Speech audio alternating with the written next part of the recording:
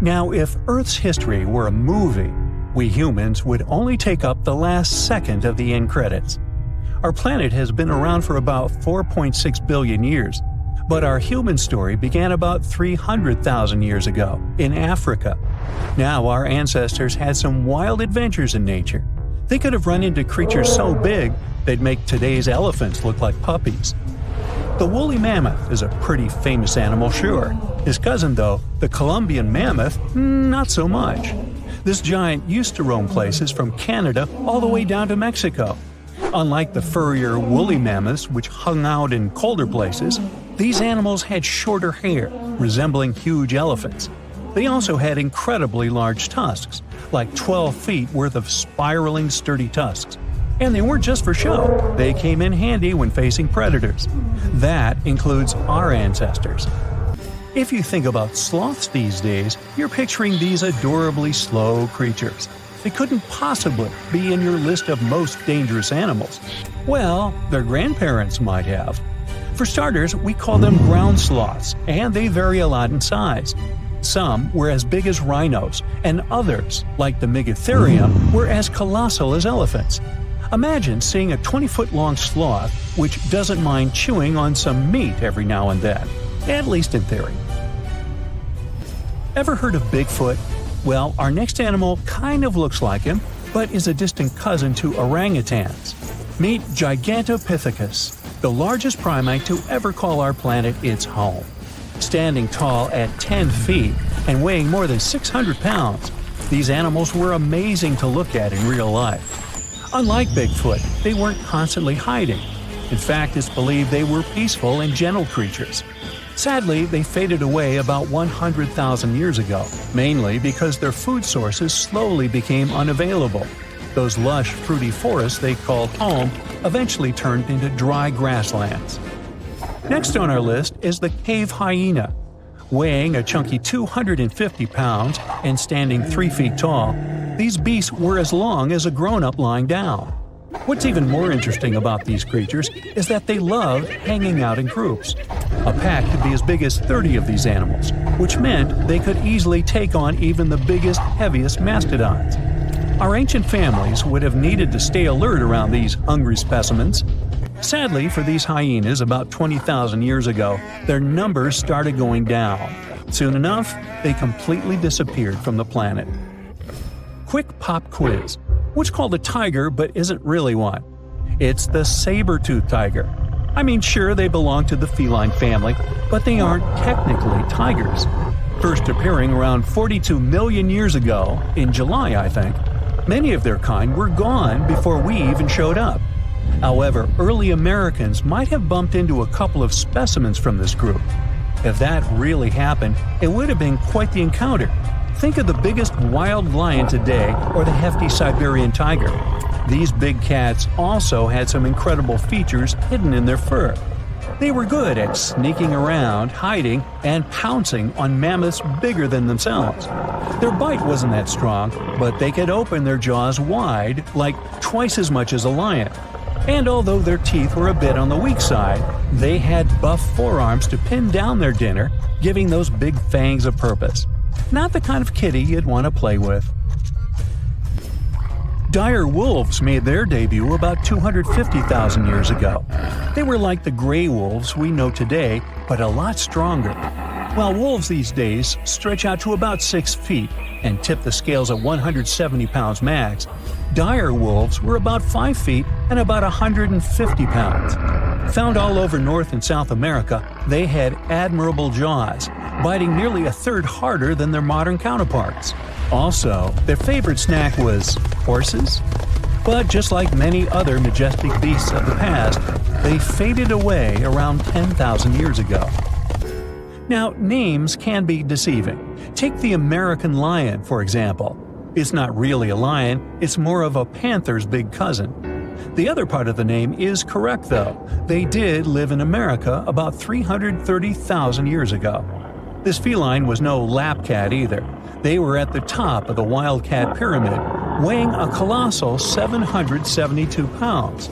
That's like stacking 4 grown men on a scale. Even the mighty African lion would look a tad bit shy beside these beasts. With the muscle to take down a bison, you wouldn't want to accidentally interrupt their dinner. They parted ways with this planet around 11,000 years ago, right after the last ice age. Now down in Australia, about 50,000 years ago, I wasn't around then, there lurked a relative of the Komodo dragon, the Megalania. Experts love to have debates on how big it was. Some say it stretched out to 23 feet. Others think it was just about 11 feet long. Either way, they were basically mega-sized Komodo dragons with a dangerous bite. If you think bears are already big and fluffy now, let's introduce the short-faced bear. While this big creature stood on its hind legs, it towered at 14 feet. With long limbs, they could outrun today's bears, hitting speeds up to 40 miles per hour.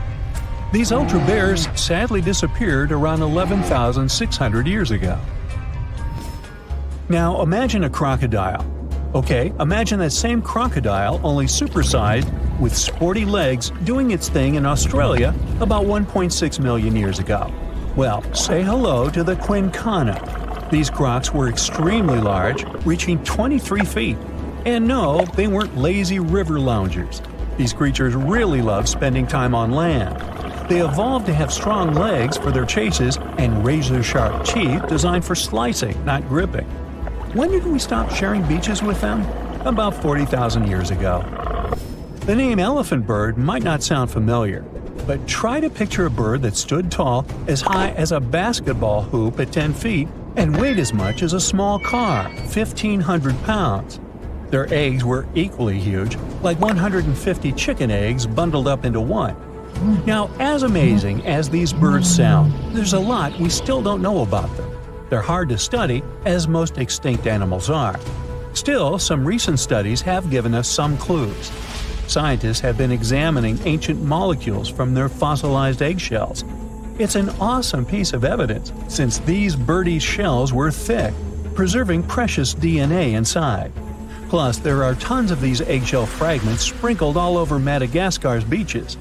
Because of these findings, we now know these birds were herbivores and loved eating leaves and seeds. We also know the tiny kiwi bird is its closest living relative. Now, dodos were these amazing birds we also used to share the planet with. They're like distant cousins to ancient pigeons. To give you some perspective, imagine a chunky bird weighing about 50 pounds. Similar to chickens, turkeys, and ostriches, dodos were also the types of birds that couldn't fly. Their wings were small, and they had the muscle strength of, well, a wet noodle. Now, you might have heard the word dodo used as a name for creatures that aren't that bright. Don't get confused, though, by this name. These birds were in fact intelligent. Scientists were able to figure that out by studying their fossils. It turns out that they were good at smelling stuff, unlike most birds that are all about the visuals. These creatures aren't around for us to study anymore, but that might change. One evolutionary biologist is on a mission to fully understand these amazing ancient birds. On that note, she revealed that the dodo's DNA has been completely sequenced. There are even talks about potentially bringing dodos back to life. They would make a nice addition to the lovely beaches of Mauritius, the place they used to call home many, many years ago. "75 million years ago, North America was full of scary dinos, both walking and flying, and insects the size of birds. But the biggest predator there was something way scarier, a crocodile so massive it could swallow dinosaurs whole. This beast was roughly the length of a school bus, weighed more than 5 tons, and had teeth the size of bananas. Its name was Deinosuchus, which literally means terrible crocodile. And trust me, it lived up to that name. Scientists have found its fossils all across North America, from Mexico to Texas to New Jersey and Montana. It means this monster could live pretty much anywhere it wanted. It wasn't picky. It roamed rivers, swamps, and even coastlines. And when it was hungry, anything that moved was fair game. Fossilized dinosaur bones show massive bite marks matching its jaw pattern. So yes, it actually took down dinosaurs. What's even crazier is its bite force. Based on skull reconstructions, scientists estimate it could crush bones with more power than T-Rex. So if a T-Rex ever got close to the water, it might have ended up as lunch. But Deinosuchus wasn't just a bigger and meaner version of today's crocodiles. It was more closely related to alligators. Recent studies show that it actually belonged to an ancient branch of crocodilians that split off before the ancestors of modern alligators and crocodiles. It was like that weird cousin in your family tree who doesn't quite fit in, but somehow looks like everyone. It had traits from both groups, like salt glands that helped it survive in both freshwater and saltwater. That's rare because most crocs today can't handle salty environments for long. This feature might have been its secret superpower. Around that time, North America was divided by a massive inland sea called the Western Interior Seaway. It stretched from the Arctic Ocean down to the Gulf of Mexico. Deinosuchus could travel across it, sneaking along the coasts and striking anywhere there was food. Still, scientists argue about its favorite hangout spot. Some say it mostly lived in rivers and swamps, and the fossils found near the coast just happened to be preserved better there. Others think it really did patrol the ancient shoreline, waiting for dinosaurs that wandered too close. Either way, this reptile ruled its world, and the climate of its time helped it thrive. The late Cretaceous was a warm, humid idyll filled with wetlands, forests, and endless food sources. Giant turtles, fish the size of cars, and whole herds of herbivorous dinosaurs gave Deinosuchus an all-you-can-eat buffet. As long as the ecosystem stayed stable, it could keep getting bigger and bigger, and it did. Throughout Earth's history, huge crocodiles have evolved again and again. It's like nature's favorite blueprint for apex predator. Even today, Nile crocs and saltwater crocs are living proof that this ancient design still works perfectly.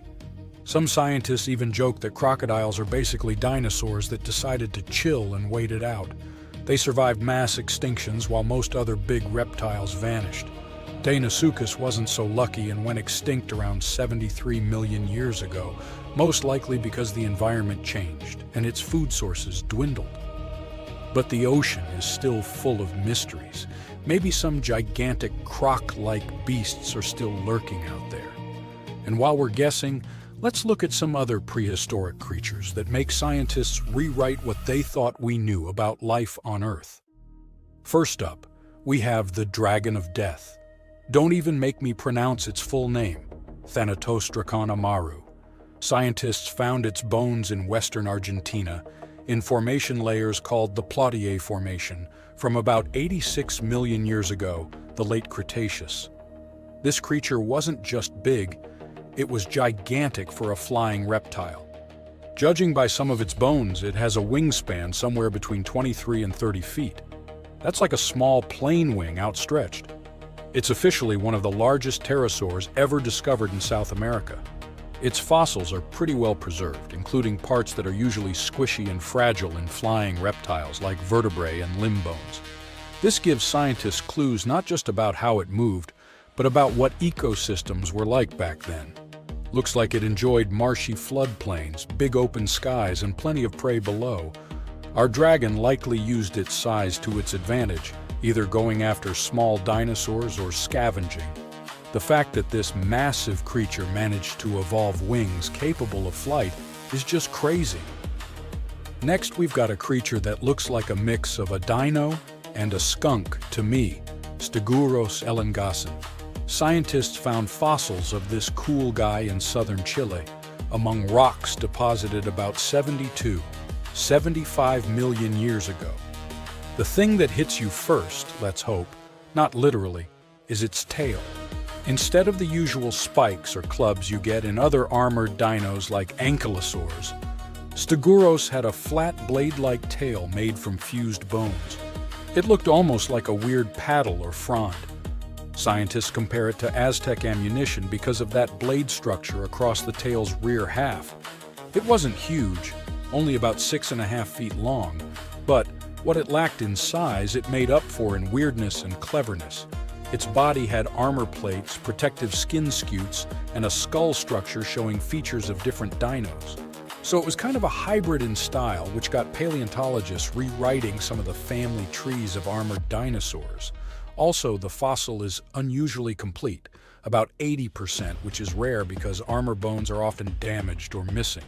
This is super useful for science because it shows us how armor evolved, especially in southern continents. And you definitely need to meet our next hero, a truly bizarre marine reptile that once patrolled the waters of what's now Wyoming, Serpentisuchops fisteri. This creature was part crocodile, part sea monster, and 100% nightmare fuel. Scientists first found its fossils over 25 years ago, but they only recently managed to piece together enough of its remains to truly understand it. It had a super long neck, which was normal for plesiosaurs, and a croc-like skull and body. Most fossil books would tell you these traits shouldn't exist in the same animal. So this guy was a stunning exception. Paleontologists have found its lower jaw, a large portion of its skull, neck vertebrae, tail, and ribs. So they were able to reconstruct not just what it looked like, but how it likely moved, swam, and hunted. About 35% of its body is preserved, which is not so often for marine reptiles, and it lets scientists learn a lot about its lifestyle. With its long neck and the power of a crocodile, plus a super combo of speed, reach, and bite, this guy was most likely a top predator of its time. Last but not least, we have this cool dino, Duonicus tsokhtbatari, that lived in Mongolia's Gobi Desert around 90 to 95 million years ago during the Cretaceous period.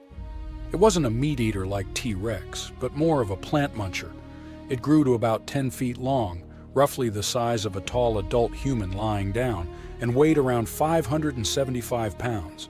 Pretty hefty for a leaf-eater. The craziest thing about this heavy guy was its hands. It only had 2 fingers on each hand, and each finger carried a giant curved claw about a foot long, covered in keratin, the same stuff your nails are made of. That keratin actually added over 40% to the claw's length, which is super rare to see preserved in fossils. Because of that, scientists can actually study the full shape and structure of the claw, not just the bone. Its hands weren't just for show, though. We can see fused wrist bones and stiff joints in the fossil, which means it could grab and pull down branches to eat leaves. So, having fewer fingers could actually be a bonus if your goal is to reach and rip down vegetation. It's a really cool example of how dinosaurs adapted in weird and specific ways to survive. This is Lolong, the largest crocodile ever found, stretching about 20 feet long.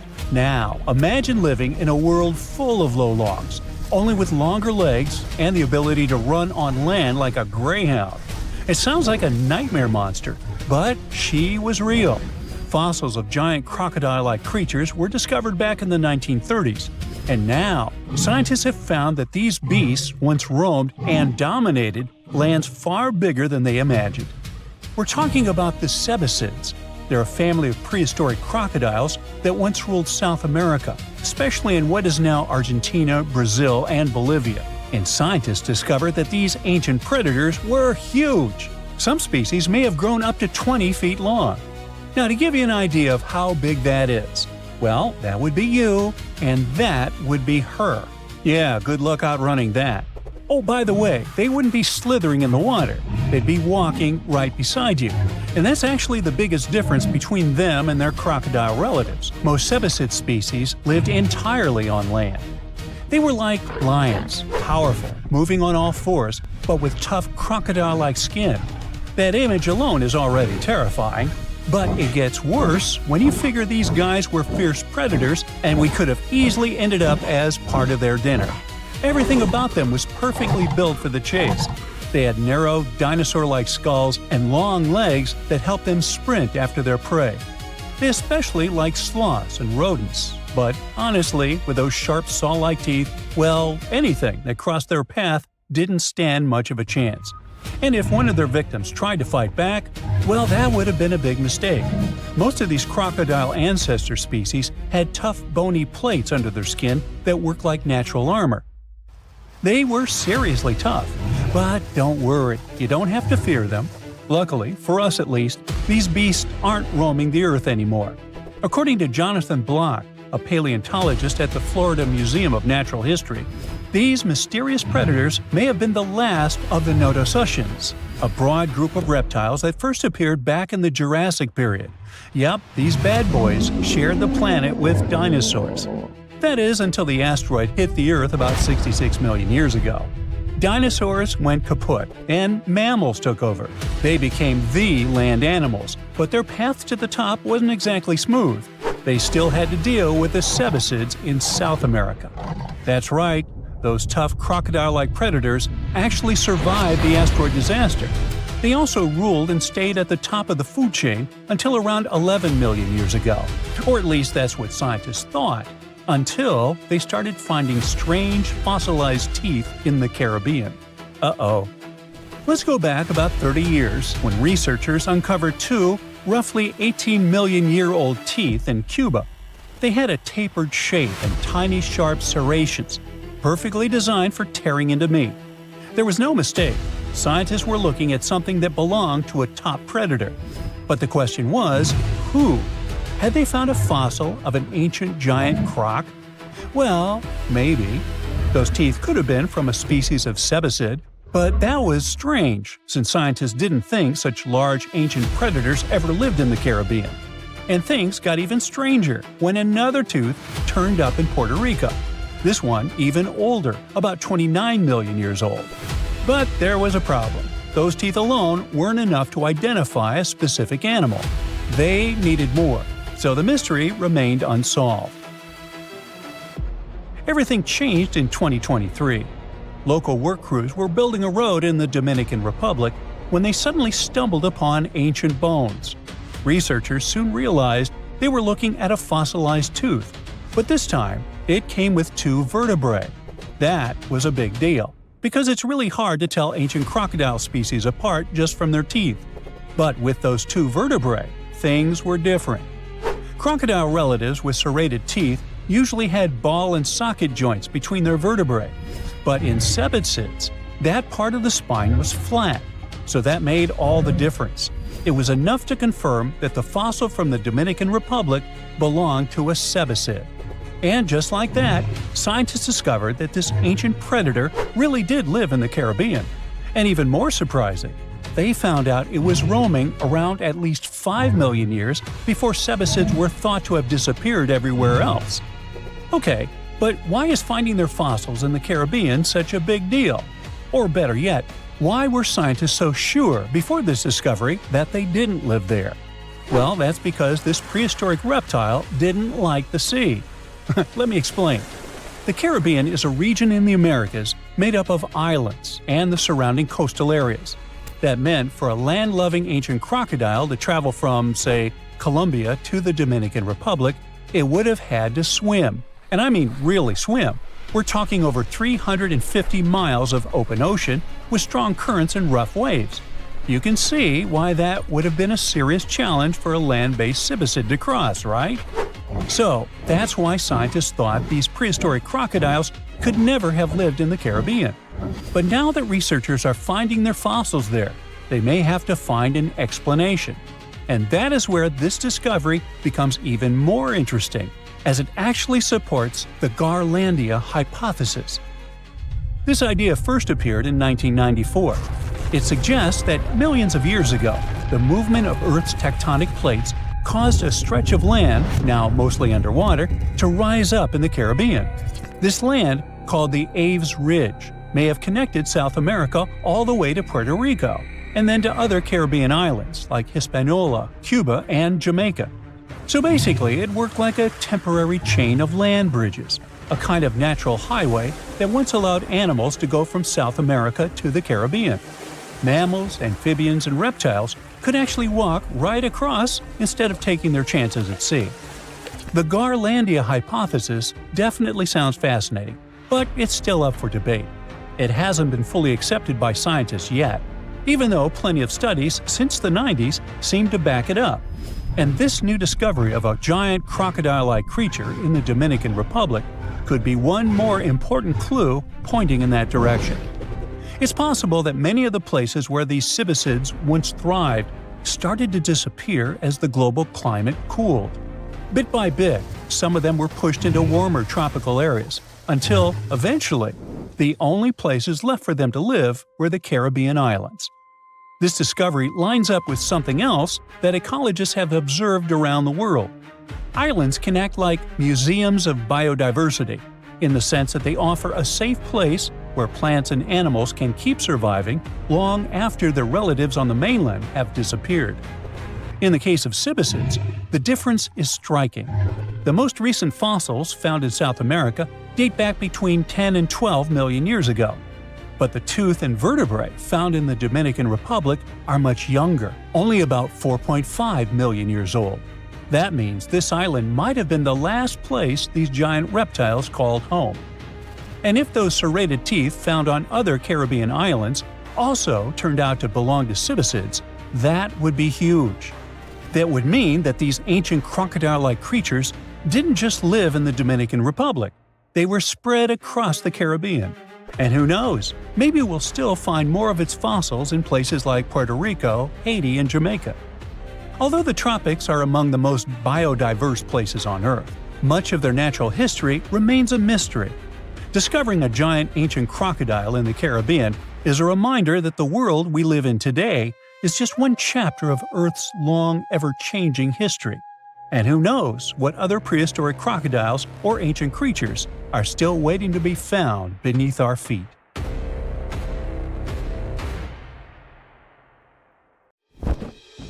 You're off to work, and boom, you see someone getting snatched by a 5-foot giant eagle that has the power to lift a child.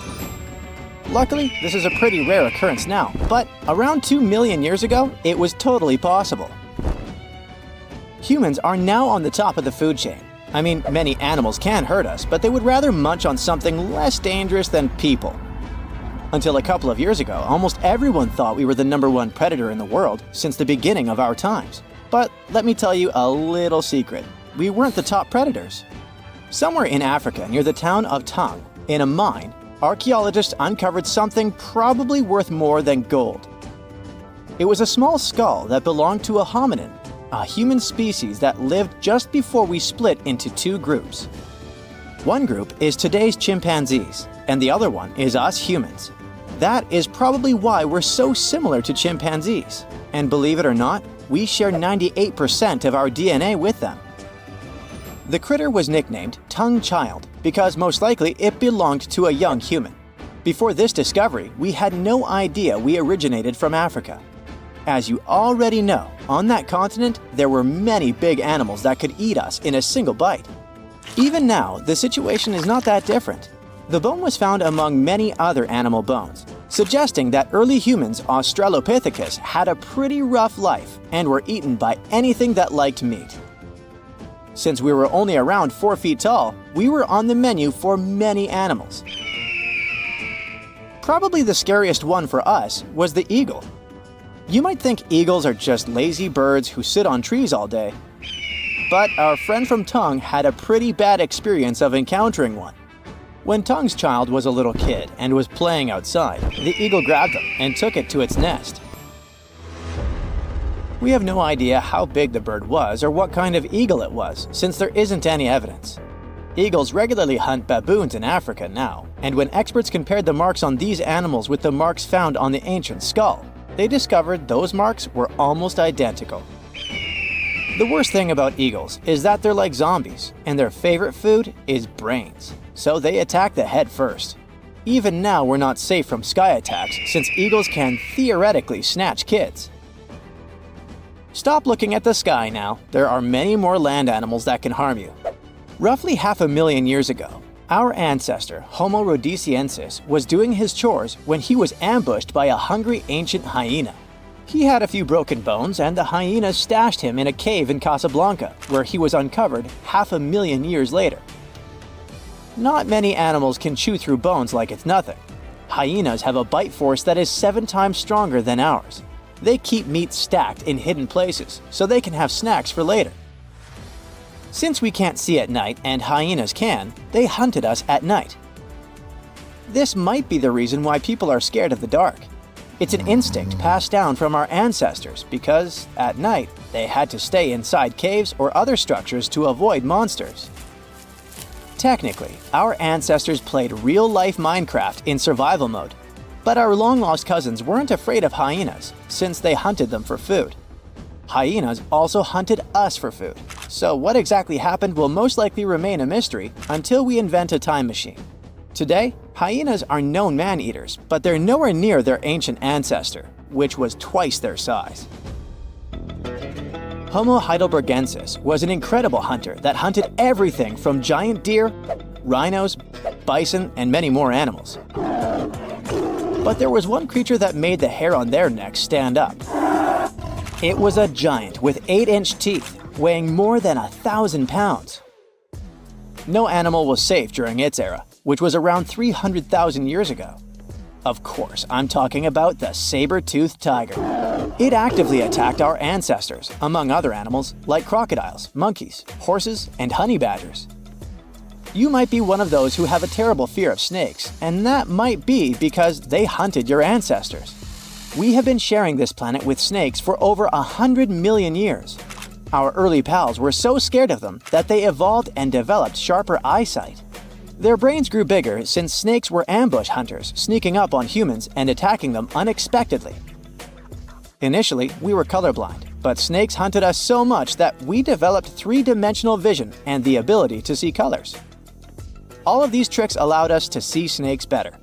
But evolution works both ways, and around 60 million years ago, these reptiles developed venom because they lost the ability to stealth attack.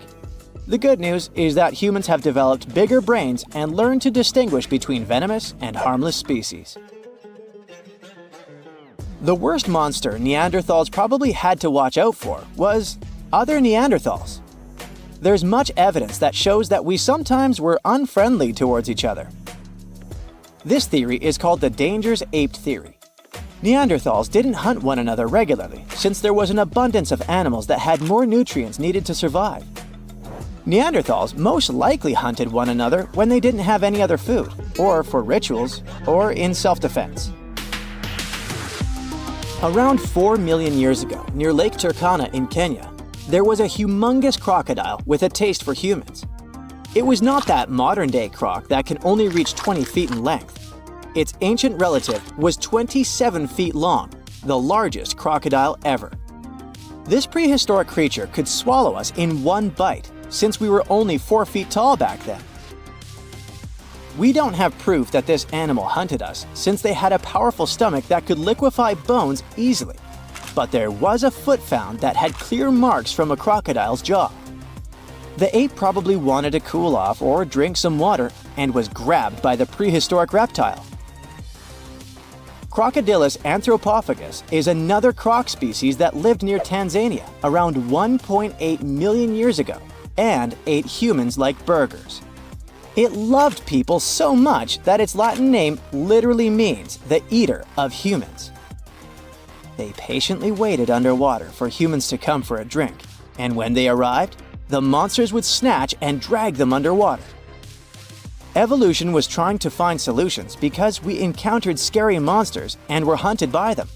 All that running from predators had an impact on our bodies. We grew taller and bigger so that birds wouldn't pick us up and fly us to their nest.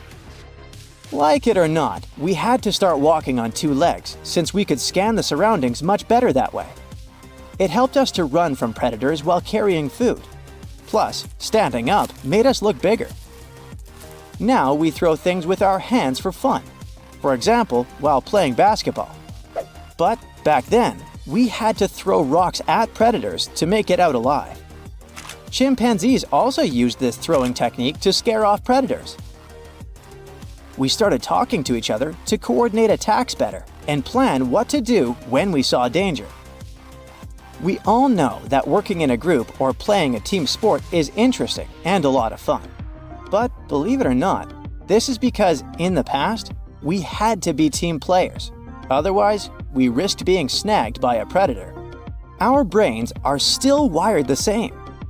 However, these techniques didn't always work, and archaeologists have found many more bones belonging to humans eaten by giant eagles and other animals. Now, this bad boy was the size of a husky and could maybe pass for one, except it didn't have any fur and was a top predator with extra long, blade-like canine teeth. Ooh, charming. Meet the earliest known saber-toothed animal to have ever lived. It roamed the Earth well before the dinosaurs. Scientists made the description of this creature based on its fossils found on the Spanish island of Majorca in the Mediterranean Sea. About 200 million years ago, none of us were around then, the very first true mammals appeared, and they lived right alongside the dinosaurs. But if we trace the family tree of mammals even further back, we'll find an ancient group called Therapsids. They didn't look like mammals we have today, but they had some key features that would eventually help define mammals. For example, Therapsids had special openings on the sides of their skulls for jaw muscles, and parts of their jaw bones would later evolve into the tiny middle ear bones that all mammals, including you, have today. So, the new discovery is what might be the oldest known Therapsid fossil. The fossil, which doesn't have an official species name yet, belongs to a group called Gorgonopsians. Those guys are more closely related to mammals than they are to any other living animals. Some of them were as small as cats, and others were as massive as polar bears. Gorgonopsians had some very mammal-like traits, like different types of teeth for different jobs.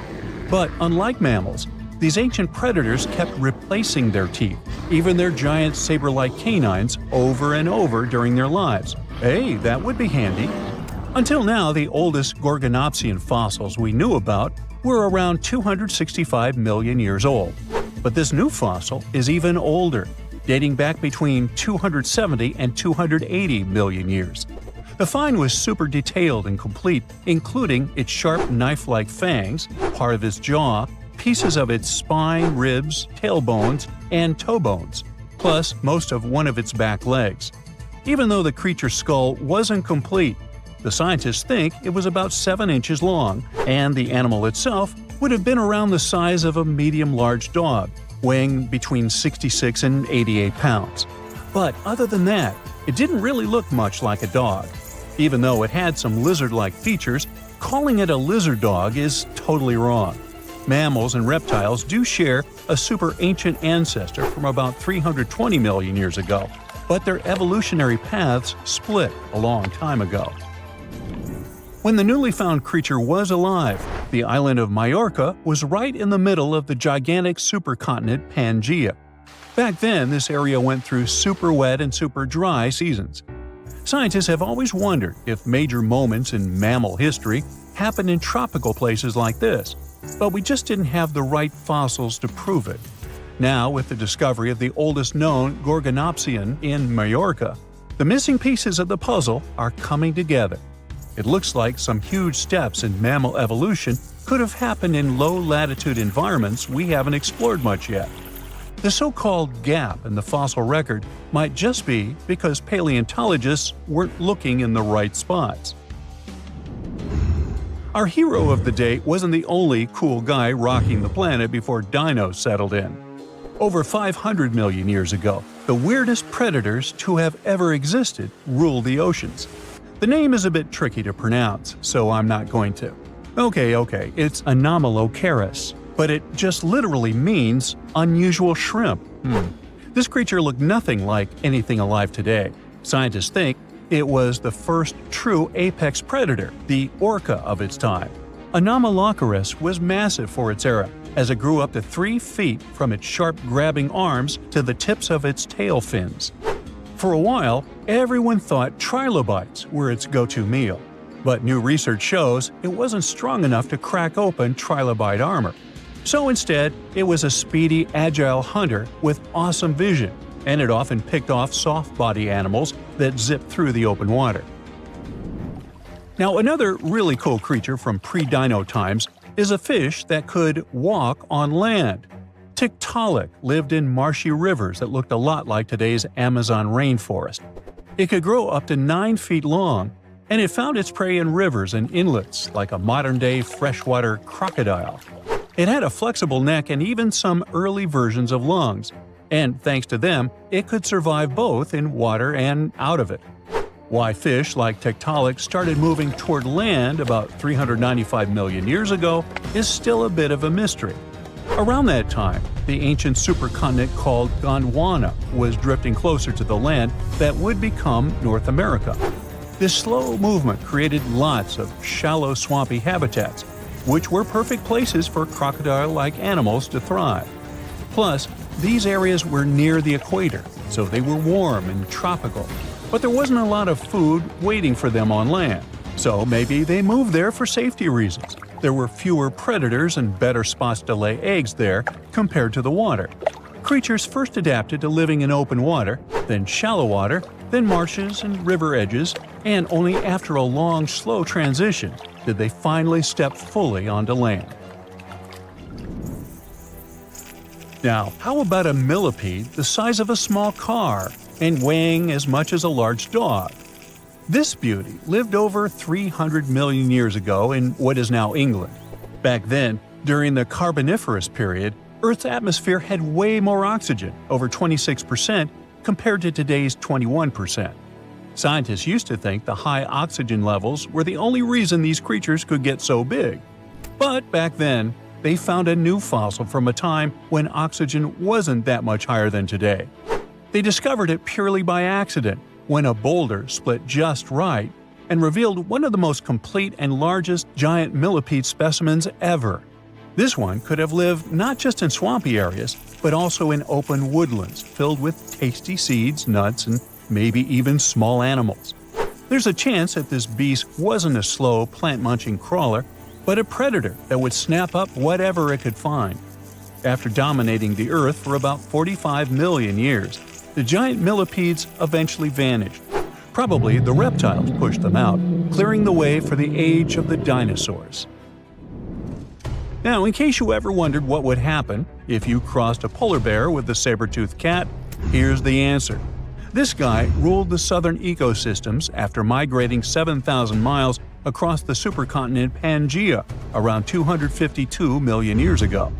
It had a tough skin like a rhino's and massive canines, perfect for tearing away huge chunks of meat, and it was an excellent runner.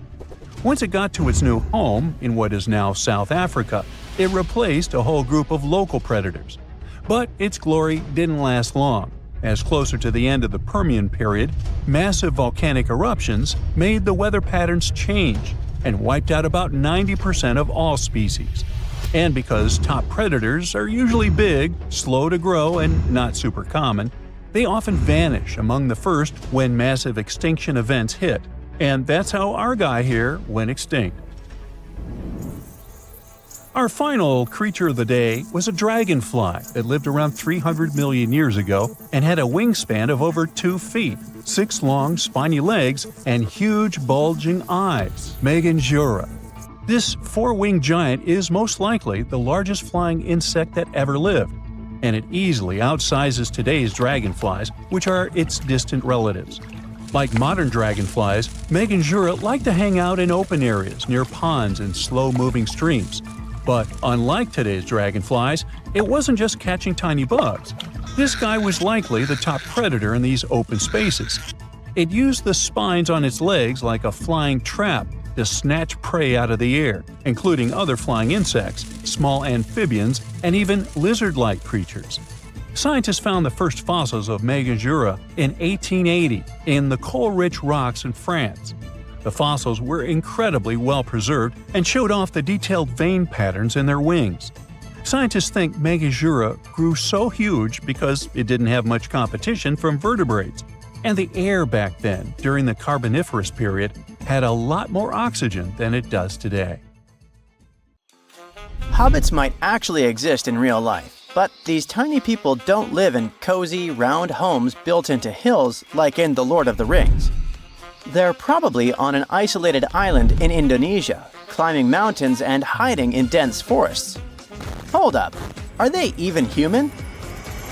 Well, the place we're talking about is the island of Flores, a paradise-like spot in the Indian Ocean. Today, it's famous for being home to the Komodo dragon, the largest lizard in the world. But in the past, it was also home to a very small human species, known as Homo floresiensis.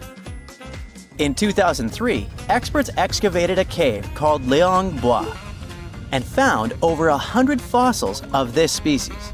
This discovery was huge because it completely challenged our understanding of human history. I mean, previously, most experts thought that Homo sapiens, aka our species, were the only ones that had managed to travel beyond the Southeast Asian mainland towards New Guinea and Australia. But if that's true, how did these ancestors get to Flores Island? Before you answer by boat, let me just say that it's very unlikely that an ancient human species could have created vessels strong and big enough to cross the ocean. Maybe they swam there or even teleported.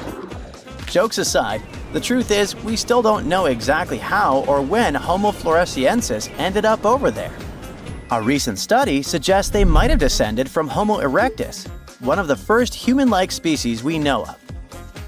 According to this theory, they probably traveled 450 miles east from an island called Java and made it to Flores about 1 million years ago. Once living isolated in Flores, their bodies shrank over the years and they ended up becoming really short. But that's just one theory, and there isn't much solid evidence to back it up yet. What we can say for sure is that they were really short compared to modern humans. At first, we thought they'd be about 3 feet 6 inches tall. But that changed in 2016 when experts found new fossils, including a tiny arm bone and some teeth that showed they were even smaller, about 2.4 inches shorter to be exact. These hobbits also had a very small skull and a tiny brain, about 1/3 the size of ours. They had wide hips and shoulders, short legs, and big, flat feet. Overall, their bones were so small that at first, experts thought they might belong to kids. But nope. Since they had wisdom teeth, it was clear they were definitely dealing with adult skeletons. Very small adults, though. Because of their tiny and curious appearance, the media started calling this ancient species the real-life Hobbit, just like the characters created by J.R.R. Tolkien. You know, Lord of the Rings. Frodo Baggins? Anyway, why were they so small? There are two main theories. The first one, they weren't a different species at all. Some experts believe they could actually be Homo sapiens, just like you and me, but with a condition that causes the brain to develop smaller, kinda like microcephaly. However, many specialists rejected this idea because the anatomy of people with these kinds of growth conditions today doesn't really match what we see in the little people from Flores. Moving on. The second theory is something people call island dwarfism. Basically, when large animals live on isolated islands, they tend to get smaller because the food supply is limited. For example, there's this dwarf elephant that lived in Sicily and Malta a long time ago, and it only measured about 3 feet tall. Meanwhile, its relative on the European mainland was about 13 feet tall. With a pocket-sized body, these animals need less food, which means they have a better chance of surviving on an island. Another factor that leads to this type of dwarfism is that these animals don't have to worry about defending themselves from large predators. I mean, if you're on an isolated island with no lions or tigers around, there is really no need to be huge. So this could be what happened to the Hobbit people. Studies show they lived in Indonesia at least 100,000 to about 50,000 years ago. But after surviving for so long, these short people mysteriously disappeared. It's possible that they vanished after 8 massive volcanic eruptions hit that region. This idea came up after researchers found a thick layer of volcanic ash right above where the fossils were first found. Even with this evidence, no one can say for sure if the eruptions were the reason for their disappearance. And recently, an anthropologist questioned this theory by saying they might still be alive today. Wait, what? It sounds crazy, but he actually talked to dozens of local people who believe they've seen a tiny hobbit-like man in the flesh on the remote island of Flores. In fact, Mysterious stories about sightings have been told long before the remains of Homo floresiensis were even discovered. So it's not like they made up these stories after hearing about the fossils. At least 30 people living there claim they've seen, with their own eyes, a creature that is halfway between an ape and a human. It had an ape-like face and was definitely smaller and hairier than a person, but it walked completely upright with both feet on the ground, just like a human. Locals call it Laihoa. But what should we call it? I mean, can this creature be our famous Homo floresiensis? Well, maybe. Anthropologist Gregory Forth has been working on the island of Flores since the 80s, and he says the locals' descriptions are strangely similar to what we imagine these ancient, short humans might have been like. You might be wondering if the Laihoa is just a legend, like a campfire story meant to scare people. And yeah, some of the descriptions definitely seem to go against basic science. Some people say that after they saw the creature, it just flew off or disappeared like magic. But the researcher points out that a lot of locals also gave very detailed physical descriptions of the creature. Sure, the details varied a bit, which is pretty normal with different people witnessing the same thing, but they didn't mention anything about the creature having crazy superpowers. Now, Forth is starting to wonder if we really are the only species of humans left on the planet. They could be, in fact, real-life hobbits, and that brings us back to a question from earlier in the video. Are they even human? Maybe yes, maybe no. It is possible that the creature spotted on the island of Flores is actually an uncontacted population of modern humans, but it could also be an unknown species of monkey.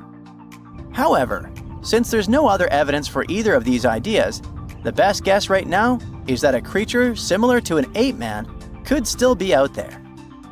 Okay, but if this creature shares the planet with us, how come no one's ever taken a photo of it? Well, the ape man is part of that island, just like other rare creatures like Komodo dragons. And unlike Bigfoot believers, locals probably don't go out actively searching for this creature. According to the anthropologist, they have no reason, financial, social, or otherwise, to find an ape man. And since they're mostly unaware of scientific research, or any theories saying these creatures don't exist, they don't really care about trying to prove the scientific world wrong. Forth wrapped up his research in 2018, but the anthropologist says that since then, other people have seen the strange creature walking around the island of Flores. 2 young guys from the UK went there, mostly for a snorkeling trip. But at some point, they hiked up a mountain and saw something that really looked like the ape man. So, who knows? Maybe you'll also get a chance to see the real hobbit when you visit Indonesia. Hey, welcome to the Dino New Year's party. Hey, everyone you know well is here. Tyrannosaurus, Triceratops, Stegosaurus, Raptor, Diplodocus. But there will also be someone new, a guest who will surprise you. You see, paleontologists have discovered a new dinosaur species that was somewhat like the T-Rex, but with a twist. These guys would rather eat a crunchy salad than a juicy steak. Hey, meet this dude.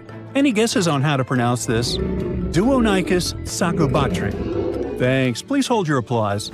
These are herbivorous guys that belong to the therizinosaurs. But they had one awesome feature. A feature that showed scientists that Duonicus belonged to a new branch of dinosaur evolution, about which little is known. But hey, let's go back to the dino party, shall we? Here you can see dinosaurs with different personalities. The T-Rex is a bully and toothy. The Velociraptor seems to be very toxic and moody. The Triceratops or Stegosaurus are aggressive but silent. You know, like those guys that don't touch anyone, but it's better not to mess with them. So among them all, the Therizinosaurus is a chill guy that will always help, will always keep you company at a party, and will never be annoying. Therizinosaurs lived in what is now Asia and North America during the late Cretaceous period, about 100 to 66 million years ago. Their anatomical features made them look more like predators like the T-Rex, but Therizinosaurs were herbivores. with large crescent-shaped claws. In some species, they reached up to 20 inches. Now imagine how dangerous these monsters would have been had they been carnivorous. But they used their claws to grab tree branches and eat leaves. The Deinonychus was quite large, just under 10 feet in length. A hippo was about the same size, and their weight was about 600 pounds, which is almost half the size of a horse. Therizinosaurs had a long mouth, a bit like a duck's nose, and long front paws with 3 thumbs. But the Deinonychus, that has been found recently, was unique because it only had 2 fingers on each hand. The 2-fingered dinosaur discovery has sparked joy among paleontologists. Okay, 2 fingers instead of 3, whatever, you might think. But it makes a big difference. It shows how dinosaurs evolved. The latest paleontology news reports that the discovery was made in Mongolia. It was the largest preserved claw in history. Its size was about 11 inches, and it had a curved shape. That means it was like a giant banana. The coolest thing was that the claw was covered with keratin. Our nails are made from this material too. Can you imagine? Large lizards that lived tens of millions of years ago had claws with the same composition as our nails. Nature is amazing, isn't it? Do you know this crazy theory that the T-Rex evolved into a chicken and the Velociraptor into an ostrich? There must have been tons of evolutionary changes. But the 2-fingered dinosaur discovery offers us a more understandable and more detailed explanation of how dinosaurs evolved. Therizinosaurs had 3 clawed fingers on each paw, but why did nature get rid of one of them? Scientists believe that it was practical. It's possible that a paw with 2 fingers was much stronger and more flexible than a paw with 3. This way, dinosaurs could grab vegetation and branches, like chameleons do. Scientists have also suggested that the 2-fingered long paw helped the dinosaur defend itself, care for its mates, and even play. It's hard to imagine what they could be playing at. Maybe they did high fives or high twos. It would be cool if they had used those paw pliers not only for taking food, but for fighting off predators. And speaking of predators, the T-Rex had a similar front paw structure, but its small paws were useless. It would be cool if the Deinonychus could box with them or climb trees. Yes, it was an herbivore, but that doesn't mean that other bad dinosaurs could bully it. Let's just think that the Deinonychus was kind of weak and formidable to the strong. That's why it would be the most welcome guest at the dinosaur party. But the strangest guest at this party would be the Deinonychus, named Terrible Hands. The case of the Deinonychus shows how dinosaurs evolved from having 3-fingered paws to being 2-fingered. The Deinonychus shows that ancient lizards could evolve into a horse or something else. It sounds weird, but let's get to know this guy better. In 1965, the arms, hands, and shoulder girdle of an unknown dinosaur was discovered in the Gobi Desert in Mongolia. When paleontologists put the bones together, they got 2 long, creepy arms. For many years, those arms remained in the museum without a body. It looked funny and a little scary. Each arm was about 8 feet long. This is more than the tallest basketball players. Paleontologists were trying to find other dinosaur body parts in the Gobi Desert, but their attempts were unsuccessful. The Deinonychus became one of the most famous mysteries in paleontology. How big was the owner of such arms? What did it eat? How did it live? This remained unknown until 2014. According to the latest paleontology news about this lizard, a group of scientists from the Korea Institute of Geoscience and Mineral Resources has discovered other well-preserved remains of the Deinonychus. With their help, paleontologists have managed to recreate the lizard's appearance. And that breakthrough has turned out to be much cooler than the 2-fingered dinosaur discovery. Are you ready? The Deinonychus was colossal, rather slow, with a horse-like head and a spine that formed something like a hump. It looks super weird, even for a science fiction movie. This new dinosaur species belonged to Ornithomimosauria, an ostrich-like species, agile and fast-moving. But not the Deinonychus. Instead of speed and agility, the dinosaur had a large size. It was 36 feet long and weighed 13,200 pounds, which is almost the weight of an adult elephant and the length of half a metro wagon. Despite its size, the Dinochirus was quite harmless. Its long muzzle looked like that of a duck or a horse. It also had no teeth. So for tyrannosaurs and other predatory giants, it was an easy lunch. And this is not just a guess. Scientists found bite marks on the discovered skeletons of this dinosaur. It seems this poor big dude met some really bad and hungry guys. But what was lunch to this strange lizard itself? It ate almost everything: soft plants, algae, small vertebrates, and fish. It sucked food from the bottom of lakes and rivers with its beak and tongue and swallowed stones to help grind the food. Those stones crushed the pieces of food and thus helped the stomach to digest stuff more easily. The dinosaur used its terrible hands to dig and pick up food from trees in the ground. But the strangest part of its body was its back and tail. The bones at the end of its tail were joined into a single structure called a pygostyle. This thing supports the feathers of modern birds. Now, it's possible that the Dinochirus waved its tail like a fan, and its back had thick bone spikes that stuck up from its spine.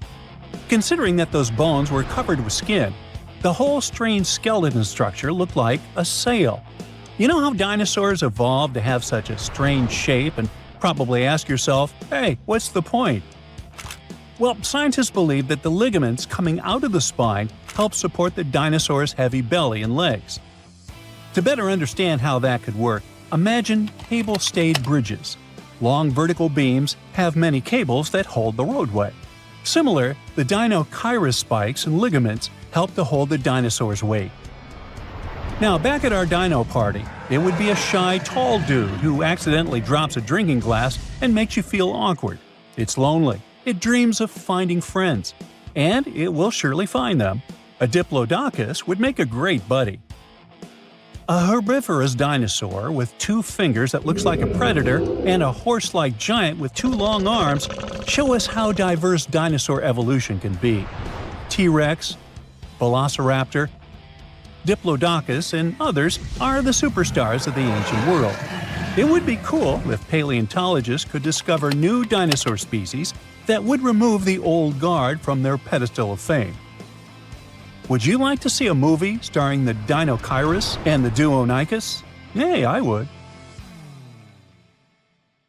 Dinosaurs, big ancient bugs, creepy spiders, and scary insects are all cute animals compared to the monsters that lived on Earth about 500 million years ago.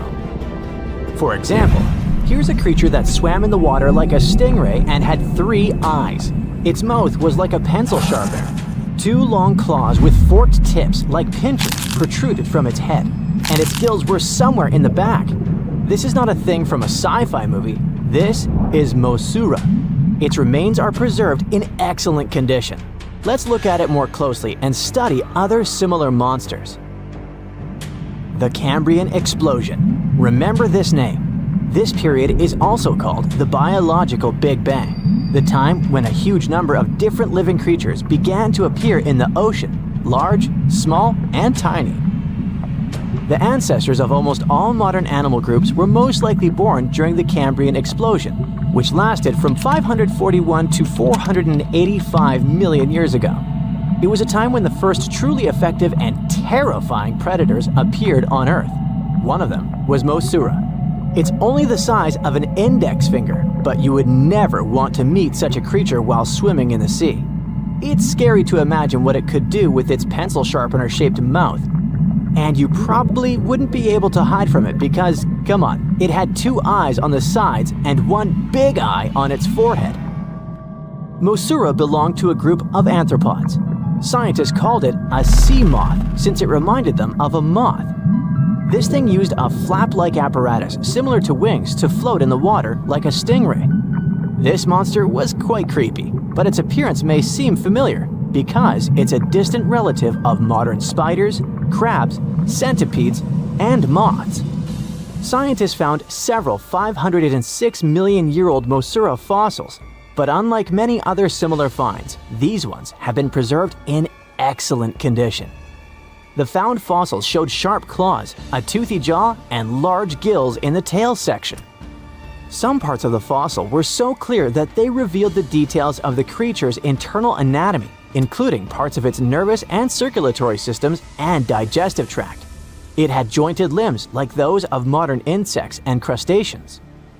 When this monster swam in the sea, it probably grabbed its prey with long spiked claws sticking out of its head. Many Mosura relatives have claws covered with multiple spikes, which help them grab food. But that ancient creature had smooth claws forked at the tips. That is, it grabbed the prey with those tongs, using them like chopsticks, and then brought it to its mouth. Of course, this is an assumption, and nobody saw how this creature actually did it. Unlike many other similar animals, Mosura's posterior segmented body was studded with gills. Scientists don't know why this was necessary, but they assume that such an unusual breathing system helped to adapt to an environment with low oxygen content. Perhaps Mosura led a very active reproductive lifestyle that required high oxygen consumption. Creepy, dangerous, and reproducing fast. An excellent set of qualities for one of the most dangerous predators of antiquity. But what did Mosura eat? It probably caught different types of worms and small arthropods. It's nice to think that this monster lived so long ago and was so small. But what if this creature was the size of a shark and was swimming in the ocean these days? Perhaps it would become a dominant dweller and people would swim much less along the coast. Mosura lived in the water but was discovered in the Burgess Shale Rock Formation in the Canadian Rockies. Many mountains on Earth were once the seabed inhabited by strange creatures. One of them was Opabinia. It had 5 eyes, a mouth facing backward, a long trunk and claws instead of a nose. Wait, what? It's too strange even for science fiction, even for outer space. In its eccentricity, Opabinia was perhaps the loneliest creature on Earth. Scientists couldn't find another species that would be similar to this individual until recently. Meet Utaurora. It seems to belong to the same species as Opabinia. Its inch-long body was divided into 14 to 15 furrows. Each of them ended in a pointed flap. Opabinia had the same body, but it's unlikely that both monsters were friends. The difference between their timelines was several million years. It's hard to imagine why these monsters needed such strange body structures. Why haven't modern filmmakers used the design of those animals to create cool space monsters yet? Okay, they were creepy creatures, but what about weird and kinda useless ones? Scientists have discovered Su, a legless creature with no head turned inside out. Huh? This 444 million year old creature was found in South Africa, north of Cape Town. They called it Su after the discoverer's mother. In fact, it's some kind of new arthropod species that may have lived in low oxygen waters. This creature was turned inside out, and the outer shell with the legs and head was lost. Thanks to mineralization, muscles, tendons, and even Su's intestines were preserved on the fossil. It's a great success to find such detailed remains of an ancient creature. However, scientists still can't determine the evolutionary history of this species. They're sure that it was a primitive marine arthropod. Okay, we can see that 500 million years ago, Earth was filled with creepy monsters, which fortunately are now extinct. But what about trees? Were they the same as we see now? Or was there something else? Something creepy? Oh yeah. Scientists have discovered a new kind of living organism similar to a tree or a mushroom. It was gigantic and had a very minimalistic design. Meet the Prototaxites. It's basically just a big stick with a round end poking out of the ground.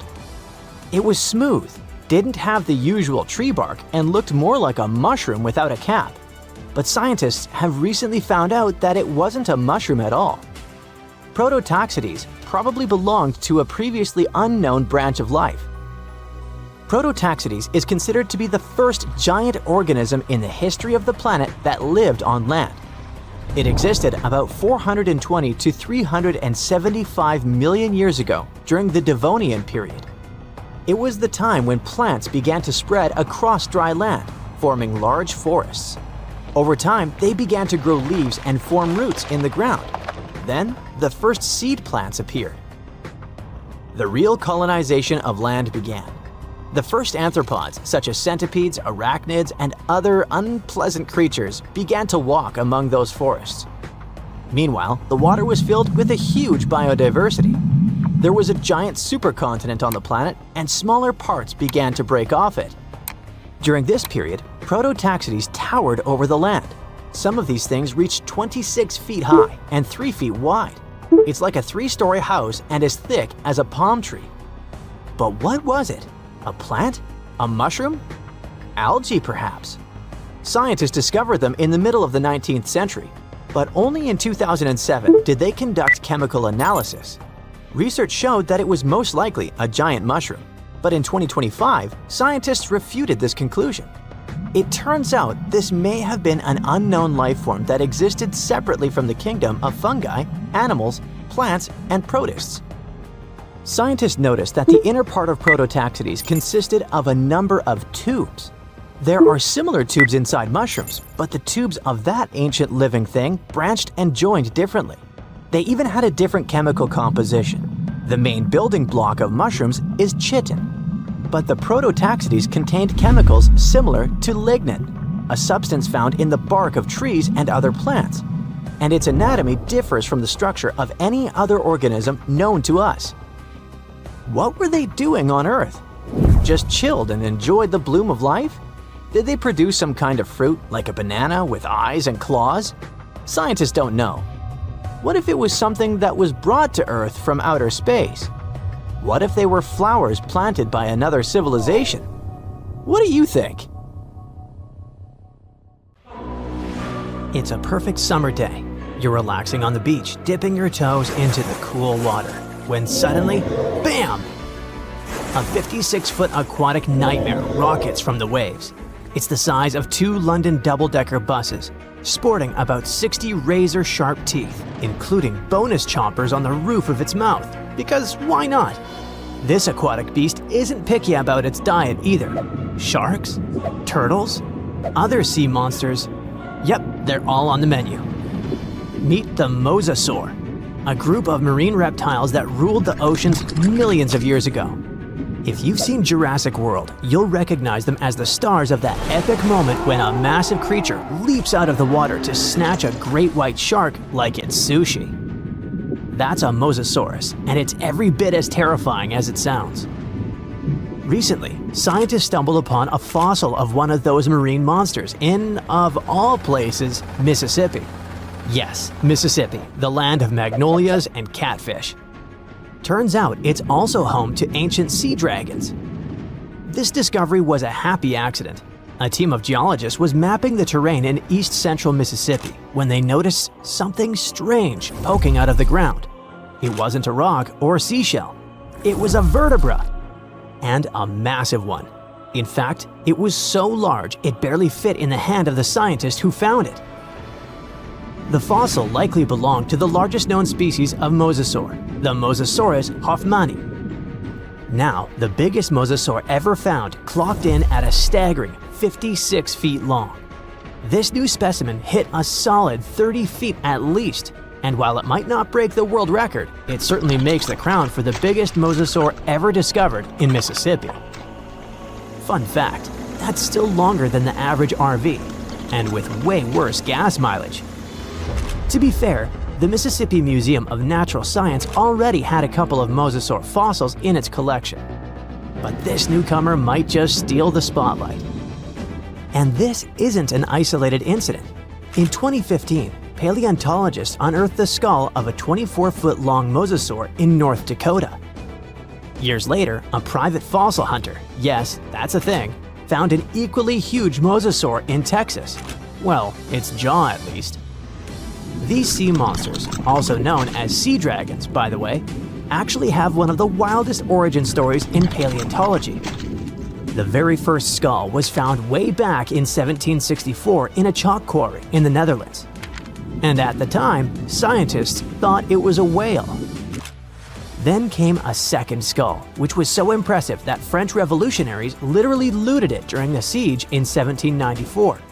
Legend has it they swapped it for 600 bottles of wine. Doesn't sound like a fair trade to me. That fossil actually helped pioneer the concept of extinction and got paleontologists buzzing for centuries. Since then, mosasaur fossils have popped up all over the world, like ancient scaly celebrities leaving their mark. From the Mississippi backwoods to the deserts of Morocco, from New Jersey to Belgium, scientists have uncovered everything from teeth to full skulls, sometimes even misplacing them in museum drawers for centuries. So what exactly were these terrifying titans of the deep? Well, let's just say, if ancient oceans had a most likely to eat everything in sight award, the mosasaur would win it. Picture a gigantic scaly torpedo with a mouth full of about 60 razor-sharp teeth, including some growing on the roof of its mouth like dental overkill. It had a long, muscular tail for propulsion and 4 paddle-like limbs that worked like turbocharged oars, letting it cruise through warm, shallow seas like a reptilian speedboat. Scientists believe they were close relatives of modern monitor lizards and snakes, which honestly just makes both of those animals way more terrifying. Some mosasaurs even might have had adaptations for sensing vibrations in the water, allowing them to detect movement from a distance, similar to how sharks use electroreception today.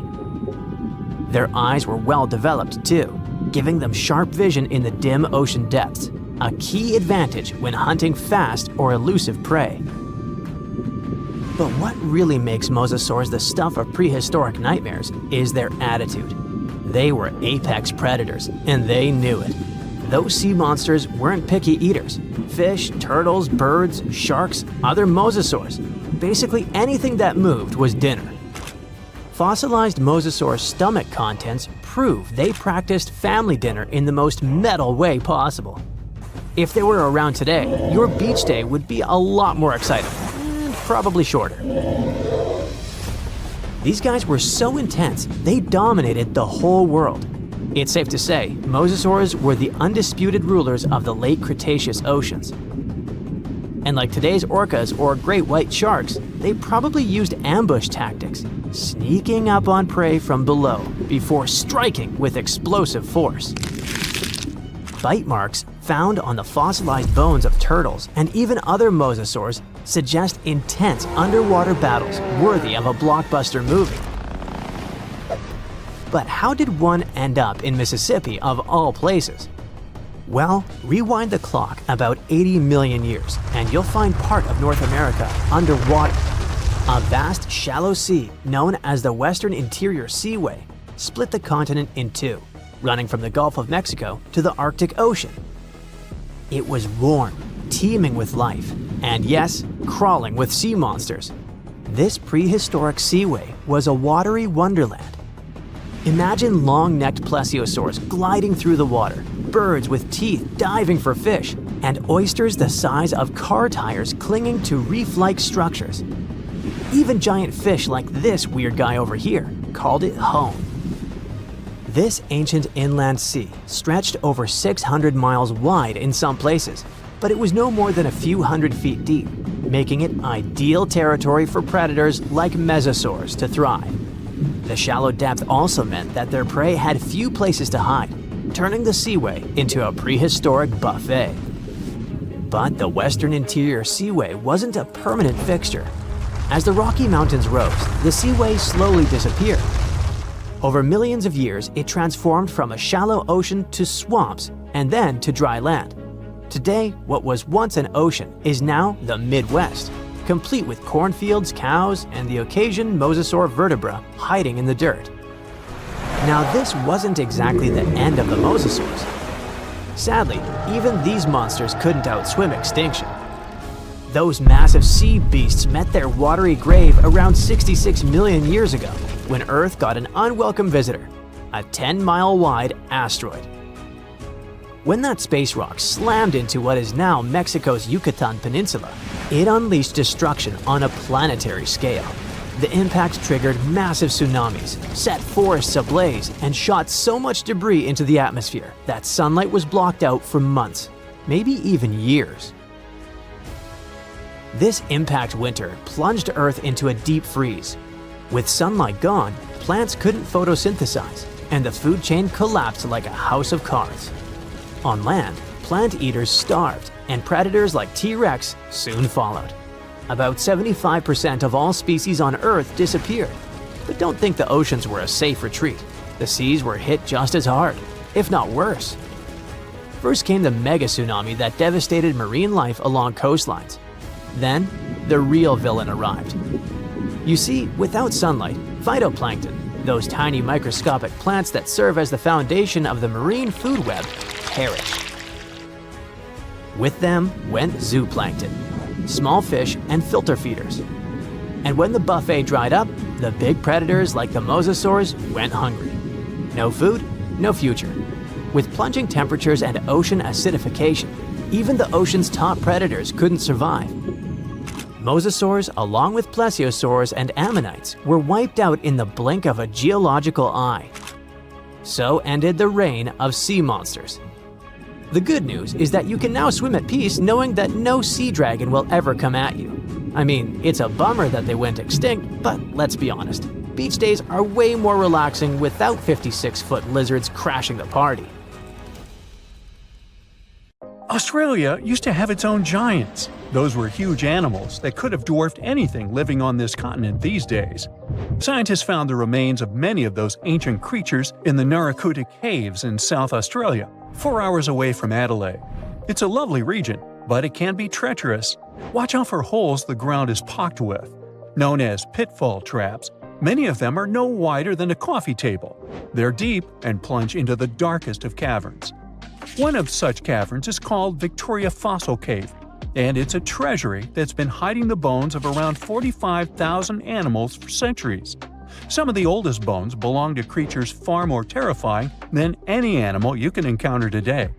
Those were the ancient Australian megafauna, huge beasts that roamed the continent during the Pleistocene epoch. During those, there were giant snakes, huge flightless birds, wombat-like creatures the size of a rhinoceros, and many others. One of the largest examples of the Australian megafauna scientists have discovered so far is the Diprotodon. That giant herbivorous creature was 10 feet long and 6.5 feet tall, and weighed more than 6,000 pounds, about as much as a small Asian elephant. Even though this terrifying beast didn't eat meat, it could have smashed other animals with its sheer weight. Scientists have found the remains of hundreds of such creatures all over Australia, so it's safe to say that no other animal from that time or in that location was larger than this giant. Despite its creepy appearance, the Diprotodon was a relative to the modern-day wombat, and those are known to sometimes pounce humans. The Diprotodon had toes that pointed inward and were well suited for digging burrows. On the other hand, Diprotodon was a giant, and it was unlikely that it used to do so. It was likely a trait it had inherited from its smaller burrowing ancestors, or it could have used its claws to search for roots. This theory is supported by the fact that the animal's pouch was facing backward. It prevented any dirt from collecting inside while the creature was digging. Since this animal was so big, it didn't have to worry much about predators. Up until 60,000 years ago, when the first humans appeared on the continent, full-grown Diprotodons only had to look out for creatures like the quincana. Measuring in at a whopping 20 feet long, the quincana was a land crocodile. It lived in Australia from around 20 million to 40,000 years ago. It disappeared along with most other mega creatures of the last ice age. It's thought to be the result of the first humans coming to the continent. Even though the quincana was extremely fast and dangerous, it was possible that this creature got out-competed by human hunters who took all available prey. Unlike modern crocodiles that are mainly aquatic, that mighty beast was a land dweller.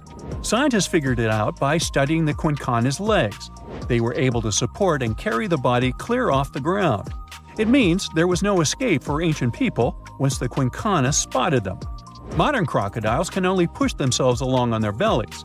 Such an adaptation allowed the quincana to chase its prey for long periods of time, exhausting it in the process.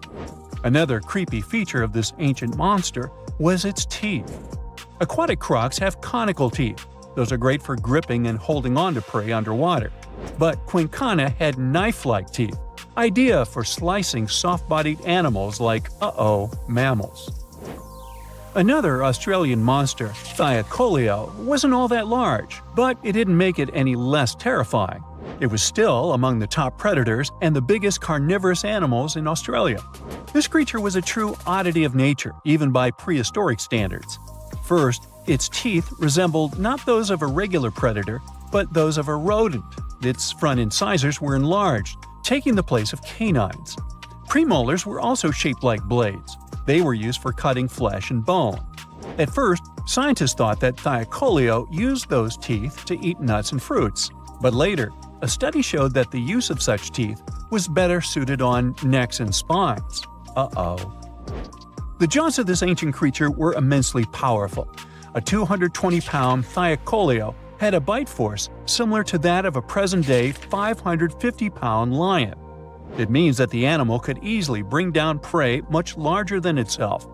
Then there was Thylacoleo's tail. It had strong muscles which provided the animal with the ability to use the tail as support when tackling large prey. The Thylacoleo had retractable claws, and this feature is very uncommon among marsupials. It allowed the animal to keep its razor-sharp hooks from getting blunt and could help it get a better grip on its prey. Scientists are quite sure that, like today's leopards, the Thylacoleo could climb trees and jump on other animals from above. It was done so fast and stealthily, they never knew what hit them. The creature's rear feet support this theory. The first toe there was reduced, but the foot had a rough pad like what modern-day possums have. It allowed them to have a better grip while climbing. Right after scientists found the first skull of the Meliolania, this animal was classified as a lizard. That's why its name translates to small groomer. But after they discovered more complete fossils, it turned out that the Meliolania was a giant turtle. But that's not all. It was one of the largest land turtles to ever have existed. The main reason researchers initially believed the creature to be a lizard was the fact that its skull was adorned with a series of spikes. It's something the modern-day horned lizard can boast.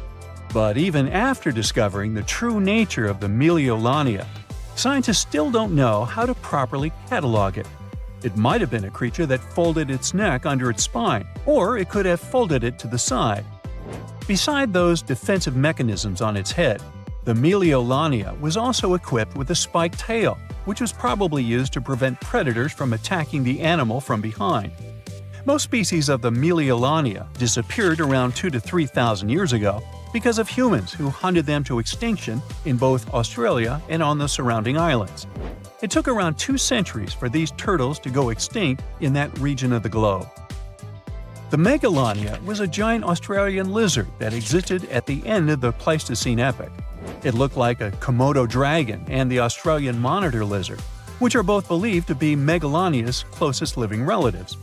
Fossils tell us that the ancient animal was anywhere from 15 to 26 feet in length. Ow! The youngest fossil remains of this ancient Australian monitor lizard date back to about 50,000 years ago. The first indigenous settlers must have encountered Megalania, which led to the lizard's extinction. Originally, scientists thought that the Megalania was the only member of the genus Megalania, but these days it belongs to the genus Varanus, which means that the prehistoric creature is closely related to other Australian monitor lizards. Our next giant creature on our list was once dubbed an ostrich on steroids. I mean, look at it. It was the last of the thunderbirds to go extinct in Australia. The Genurus lived on the continent at the same time as early humans. They might have coexisted for 15,000 years or so before the huge bird eventually disappeared. This theory has some proof. The bird's fossils found along with human artifacts. Some cave paintings also depict flightless birds similar to the Genurus in size and shape. Although it wasn't the largest bird in Australia, the goose-like creature was still as tall as a grown-up man and weighed around 550 pounds. Even a modern-day ostrich can be dangerous if it feels threatened. Imagine meeting its giant prehistoric relative. Scientists are still arguing about its diet. Many believe the creature was an herbivore. But there's still a chance that the Genyornis was a partial scavenger. Its small, stubby wings and powerful hoof-like legs hint that the bird could have been a plant eater. But its huge beak and exceptionally deep lower jaw evoke suspicion. Such features are highly unusual in birds. Well, there you are. The sun is scorching, you're thirsty. All you can think about is water and ancient bones under your feet. You're wandering through the Sahara, the largest hot desert on Earth. Right now, you're crossing a stretch of sand called Whale Valley. And all over these 75 square miles of land, fossils cover the ground so thickly that you can't help but step on them. Paleontologist Hesham Salam says it's an unusual picture in this place. The bones are poking right out of the cliffs, as if they're calling to you to come check them out. You can spot ribs scattered all over the place. Look at these vertebrae. They're giant. Ooh, the creature they once belonged to must have been up to 65 feet long. The fossils show that the animal had a streamlined body like today's whale, but still had features like hind legs and feet. For scientists, it means a very exciting thing. They might have discovered a fully intact skeleton of a prehistoric whale. It was an animal that lived in this area when Egypt was underwater. You see, today, the Valley of the Whales is the world's largest ancient whale graveyard. You're likely wondering what marine animals are doing in a desert more than 100 miles away from the nearest coast. Well, millions of years ago, this desert was at the bottom of a massive ocean called the Tethys, which stretched from Europe to India. When sea levels dropped, the ocean left behind a seabed covered with fossils. And today, the fossils of some of the earliest known whales rest here, which gives researchers a peek into how today's massive ocean whales may have evolved. The fossils here are super detailed, even with some stomach contents still intact. Uh-oh. Scientists have also found fossils of ancient sharks, crocodiles, and turtles, helping to recreate what this marine world looked like millions of years ago. Now, the first whale bones were discovered in 1902, but it wasn't until the 1980s that people really started to explore the area, only when access to this area became better. Sadly, some fossils had been taken away by collectors before the site turned into a protected area. Most of the fossils are just under the surface, slowly revealed by erosion. Whale Valley gives us an amazing glimpse into millions of years of ancient coastal marine life. But let's move further. Ancient whale fossils aren't the only discovery you're going to make today. For over 150 years, scientists have been puzzled by a strange creature that lived millions of years ago. But now, thanks to some amazing fossils found in Morocco, they've finally figured it out. Look at them. These creatures are called blah blah blah. Nah, I'm kidding. Stylophorans. They look like flattened armor with a long arm sticking out. Researchers discovered these creatures in 2014 and were shocked. The fossils dated back around 478 million years. They found around 450 specimens, and to their surprise, some even had soft tissues preserved, which is super rare. Before this, they only knew stylophorans from their hard parts. Originally, scientists thought these creatures were good old echinoderms, animals like sea urchins and starfish. But new discoveries prove that they had a core body and feeding arm similar to modern starfish, complete with a water vascular system to help them move and eat. This finding ends a long debate about where stylophorans fit in the animal family tree. Now we know they're related to echinoderms, but are more advanced because they don't have the typical 5-ray symmetry. Ooh, come here and look at this giant fossil. It was found in the Sahara and gave scientists new insights into the Spinosaurus, the largest carnivorous dinosaur we know about. These 95 million-year-old remains also confirm that it was the first known swimming dinosaur. The Spinosaurus had flat paddle-like feet and nostrils on the top of its crocodile-like head, perfect for staying underwater. It was a pretty weird dinosaur with a long neck, trunk, tail, and a 7-foot sail on its back, so it must have spent a lot of time in the water. At over 50 feet long, Spinosaurus might have been even larger than T-Rex. The first Spinosaurus remains were discovered about 100 years ago in Egypt, but only this new fossil, found in Morocco, helped scientists reconstruct this dinosaur for the first time. Researchers paid attention to the creature's shorter hind limbs and wide claws. These features point to adaptations for life in the water. Its snout and dense bones also suggest it was a swimmer, while its spiked tail likely attracted mates. Hey, good looking, come here often? And here's another astonishing find made in Tunisia, the remains of Machimosaurus rex. Now, so far it's believed to be the biggest crocodile ever. This ancient croc was about 32 feet long and weighed around 66,000 pounds. It was a top predator around 130 million years ago, and its skull was over 5 feet long. Now, this discovery is a big deal because it shows that these crocs stuck around longer than we thought. Before this, scientists believed that they disappeared during a minor extinction event between the Jurassic and Cretaceous periods. Now, let's go back to the fact that the Sahara was once underwater, and some of the largest sea creatures ever lived there. A study published in the Bulletin of the American Museum of Natural History speaks about an ancient body of water called the Trans-Saharan Seaway. It existed between 150 million years ago, covering parts of Western Africa. Scientists spent 2 decades trying to recreate this prehistoric underwater world. They found it was warm and shallow, home to some pretty terrifying creatures, including 5-foot-long catfish and 40-foot-long sea snakes. Yikes! The seaway was cut off from larger oceans for long stretches, which may have helped these predators grow larger because resources were always available. It's a classic case of evolution at work, leading to what scientists call gigantism in isolated environments. But all that water didn't just disappear with no trace. Under the sands of the Sahara, scientists have discovered a massive ancient lake, which they're calling a megalake. Makes sense? This lake formed around 250,000 years ago when the Nile River flooded the eastern Sahara. At its biggest, this lake covered over 42,000 square miles. It's about half as big as Kansas. They also found evidence of a smaller lake, 93 miles west of the Nile, at a slightly lower level and covering 18,600 square miles. All of this adds to growing evidence that once, North Africa had many lakes that might have created migration routes, helping early humans move across the continent. Now, in the Sahara, you can find not only fossils of bizarre animals.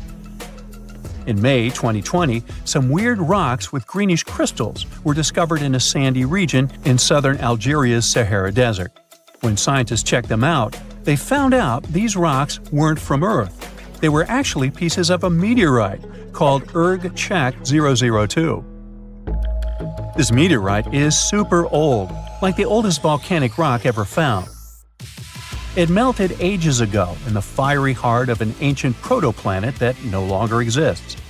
Researchers had recently published a study in Nature Communications, revealing that they have analyzed lead and uranium isotopes in Erg-Chek 002 and found out it's more than 4.5 billion years old. Another cool discovery made in the Sahara is quite unexpected. A few years ago, scientists found what they think are the world's oldest colors, and they're bright pink.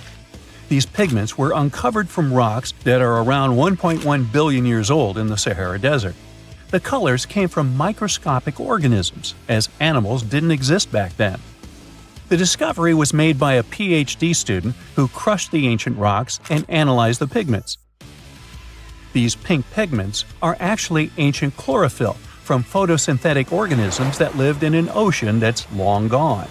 Researchers are now sure that this finding could help explain why larger, complex creatures showed up much later in Earth's history.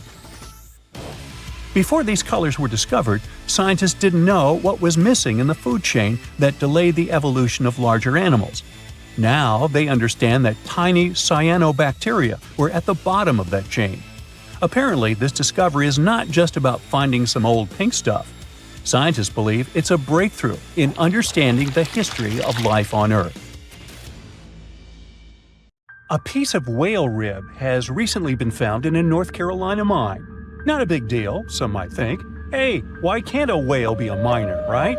But this fragment offers scientists a unique glimpse at the interactions between prehistoric sharks and whales from around 3 to 4 million years ago. The thing is, 3 tooth marks embellish the rib. That means that the whale was once badly bitten by an animal with a super powerful jaw. Judging by the spacing between the tooth marks, and it reaches almost 2.5 inches, this animal could be a megatoothed shark. I'm talking about the megalodon. Or it could be a different shark species which was around at that time.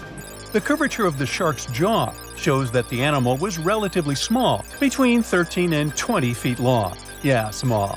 As for the whale, it seems to be the ancestor of a great blue or humpback whale. Researchers are amazed. You don't usually expect to find evidence of animal interaction and behavior preserved in the fossil record. After examining the sample carefully, they concluded that the shark must have gone away with a mouthful, but the whale had survived because most of the fossil fragment is covered with what is known as woven bone. It quickly forms in response to localized infection. Such bone isn't particularly strong, and later the body remodels it into compact bone tissue. But it takes time. The presence of this bone means that the healing was incomplete and the whale passed away 2 to 6 weeks after the unfortunate encounter. On the other hand, its demise could have been unrelated to the infection and injury. Only a handful of fossils show such kinds of interactions between ancient animals. You can often find bite marks on fossils indicating where the animal passed away and its carcass was scavenged. But this fossil is one of a few examples that not only show a wound inflicted by another animal, but also demonstrate that the prey survived. All fossils are exciting for paleontologists. Yes, they need to get out more. But some might look terrifying to regular people. For example, look at this picture of tentacle arms and octagonal-shaped heads. When it first appeared in mass media, internet users claimed that it was some ancient organism that had come from space. Others thought the story was fake, but in fact, both the picture and the fossil are real. The fossil is known as a mortality plate, a fossilized representation of a mass extinction event of one or several species. The fossil actually contains more than a dozen specimens of a type of marine organism called a crinoid. Despite their looks, crinoids were not plants but marine animals. This particular species lived deep underwater on the seafloor. Crinoids were related to starfish, sea urchins, and brittle stars. These creatures could attach themselves to the seafloor with stalks made up of flexible porous discs connected by soft tissue. The stalks were hollow, and that's where the animal's nervous system was located. Crinoids absorbed oxygen through thin-walled tube feet. The creatures usually reached the length of more than 8 inches and had 5 arms lined with leathery-looking tentacle-like structures. They fed on plankton and sloughed off organic material. Now, even though these fossil finds seem to be super exciting, few creatures in the fossil record confuse scientists as much as the Tully monster.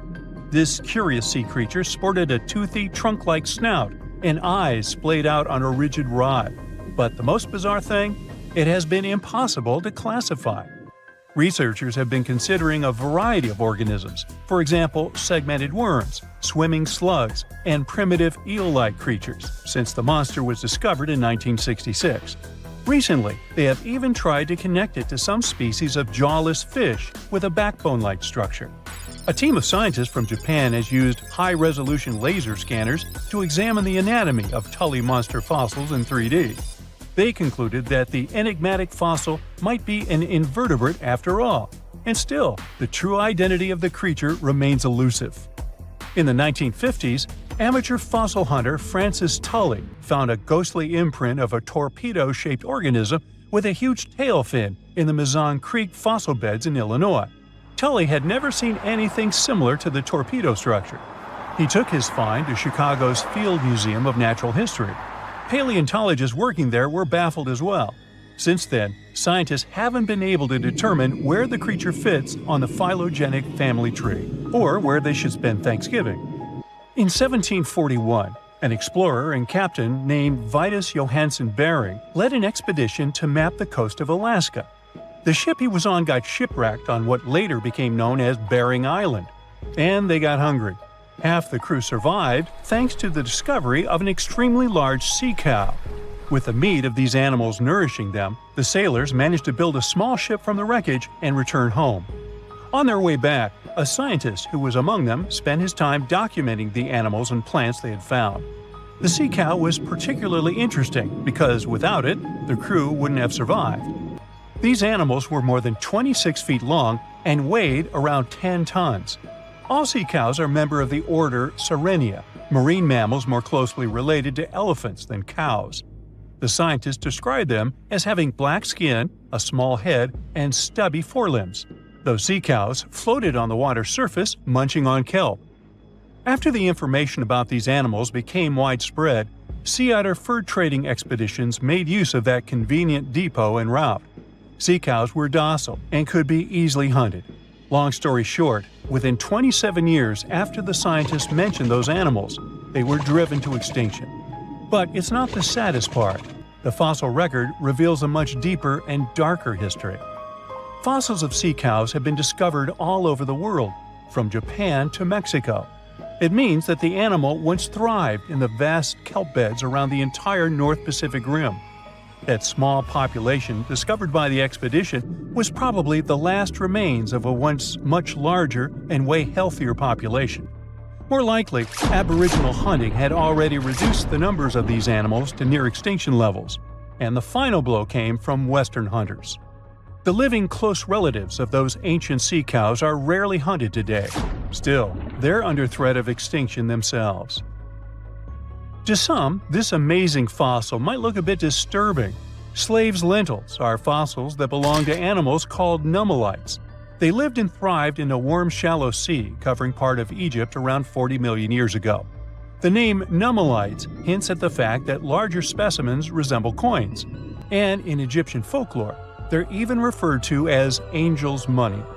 These creatures have a simple, single-celled structure, which contrasts with their super intricate skeleton. Look at this series of spiral overlapping whorls. Each whorl is divided into countless tiny chambers. Nummelites can grow to be 4 inches in diameter, and still, they are the fossils of single-celled animals related to amoeba. How and why did they grow to be so large? The reason could be their symbiotic relationships with other smaller organisms. In the case of modern species, such symbionts are tiny golden-brown single-celled algae called diatoms. The shells of nummelites are relatively transparent, and since they're flat, there's a large surface area for the light needed for the diatoms to photosynthesize. For some reasons, scientists are still debating about them. The presence of plant symbionts in animals dwelling in the sea encourages the growth of a calcareous skeleton in hosts. So, the gigantic size of the nummelites in Egypt could be due to their close relationship with symbiotic diatoms. Does that make sense? Fun fact: a species of nummelites evolve very fast, and their fossils change from one layer of sediments to the next. So, the limestone used for the pyramids of Giza are so packed with such fossils that it's known as nummelitic limestone. This limestone also contains 2 kinds of nummelites, the smaller slave's lentils and the larger angel's money. But those are not different species, but rather different stages in the life cycle of a single species. Ooh, from giant spiders to venomous snakes, we all get freaked out by Australian creatures. Yeah, me too. But newly discovered fossils show that things were way more dangerous 120 million years ago, when this land was completely ruled by massive razor-clawed megaraptors. Yeah, I'm glad I wasn't around then. These dinosaurs were about 26 feet long and walked on 2 legs, just like the famous T-Rex. They were fast, fierce hunters, with a superpower: their hug. Yep, their massive, muscular forearms had huge curved claws, perfect for grabbing and holding onto prey. Uh-oh. They would wrap their arms around their poor victims, just like a hug, and trap them with no chance of escape. And even though their teeth were quite small, they were still sharp enough to rip through flesh. The first time we heard about megaraptors was in the late 90s, when a paleontologist discovered their fossils in the region of Patagonia, Argentina. Since then, no one has ever found a complete skeleton, only fragments. But probably the most important one yet was uncovered in Australia at the beginning of this year. Researchers were exploring Victoria's stunning coastline when they stumbled upon megaraptor fossils. First, they spotted bones from its lower legs and a few vertebrae washed up on the beach. Even though they were working with just a couple of fragments, A deeper analysis confirmed that these belonged to a megaraptor. And not just any megaraptor, it was the oldest one ever discovered. This discovery gets even more exciting because it adds weight to the theory that these dinosaurs might have originated in Australia. But we already knew that they roamed the land down under since early 2023, when researchers found the top of a megaraptor skull in the country. So let's rewind a bit. We first found their remains in Argentina, right? Right. But then, years later, researchers found fossils of the same family of dinosaurs on the other side of the world, in Australia. If the ones in Oceania were older, how did these creatures end up in South America? Of course, they didn't fly there. They didn't cross continents by swimming either, although there is a theory that they could swim. Remember, we're talking about the dinosaur era, which happened millions of years ago. And back then, Australia and Argentina were actually pretty close. Basically, they were one. Both lands were part of the supercontinent known as Gondwana, and they were connected through Antarctica. Wait, but wasn't this path freezing? I mean, yeah, these dinos had to pass through Antarctica to get to their destination, but they weren't freezing their tails off. This all happened during the mid-Cretaceous period, when the weather was super warm. Back then, the poles were covered in plants, not ice. So let's just say they took full advantage of the good weather to make the crossing. Now, about 180 million years ago, Gondwana started to break apart. At some point, Australia drifted away from the supercontinent, cutting it off from other landmasses, including South America. That's why the same dinosaurs showed up in completely different parts of the world. Mystery solved. Now, let's get back to that recent discovery. The researchers didn't just find a few traces of megaraptors on the beach. In total, they uncovered 250 dinosaur bones at the site, but only 5 of them were really important. They belonged to 3 different species of dinosaurs that, as it turns out, all lived in Victoria at the same time. So yeah, we've already talked about those first 2 bones. They were from the megaraptor. Next, we have a shin bone from a Onenlagiine. That's my best shot at pronouncing it. It's a dino also known as the southern raptor. This is a type of dromaeosaur with a long snout. And the last 2 shin bones of different sizes came from a Carcharodontosaurus, whose name means shark-toothed lizard. This one is a particularly big deal for 2 reasons. Number 1, it's the first evidence that this species lived in Australia. And number 2, it was small, and that is pretty surprising since we've always thought of this species as being massive. Fossils found in Argentina, for example, show this dinosaur reached a length of about 36 feet. But the one in Australia was much smaller, measuring only around 6 to 10 feet long. And that's still plenty big. Basically, what we're saying is that the way predators were ranked in these 2 parts of the world was completely different. In South America, Carcharodontosaurs grew to massive T-Rex-sized giants, towering over megaraptors and dominating the landscape. But in Australia, it was the complete opposite. There, huge, powerful megaraptorids roamed the land alongside smaller Carcharodontosaurs. So the predator dynamic was different. And all of this just shows how unique the ecosystem in Victoria was back then. Although isolated dinosaur bones have been found in Western and South Australia, most of the fossils come from the eastern part of the country, like Queensland. And there, researchers dug up something really, really rare – a well-preserved dinosaur skull. The study shows that this bone belonged to the 4th discovered specimen of Titanosaur.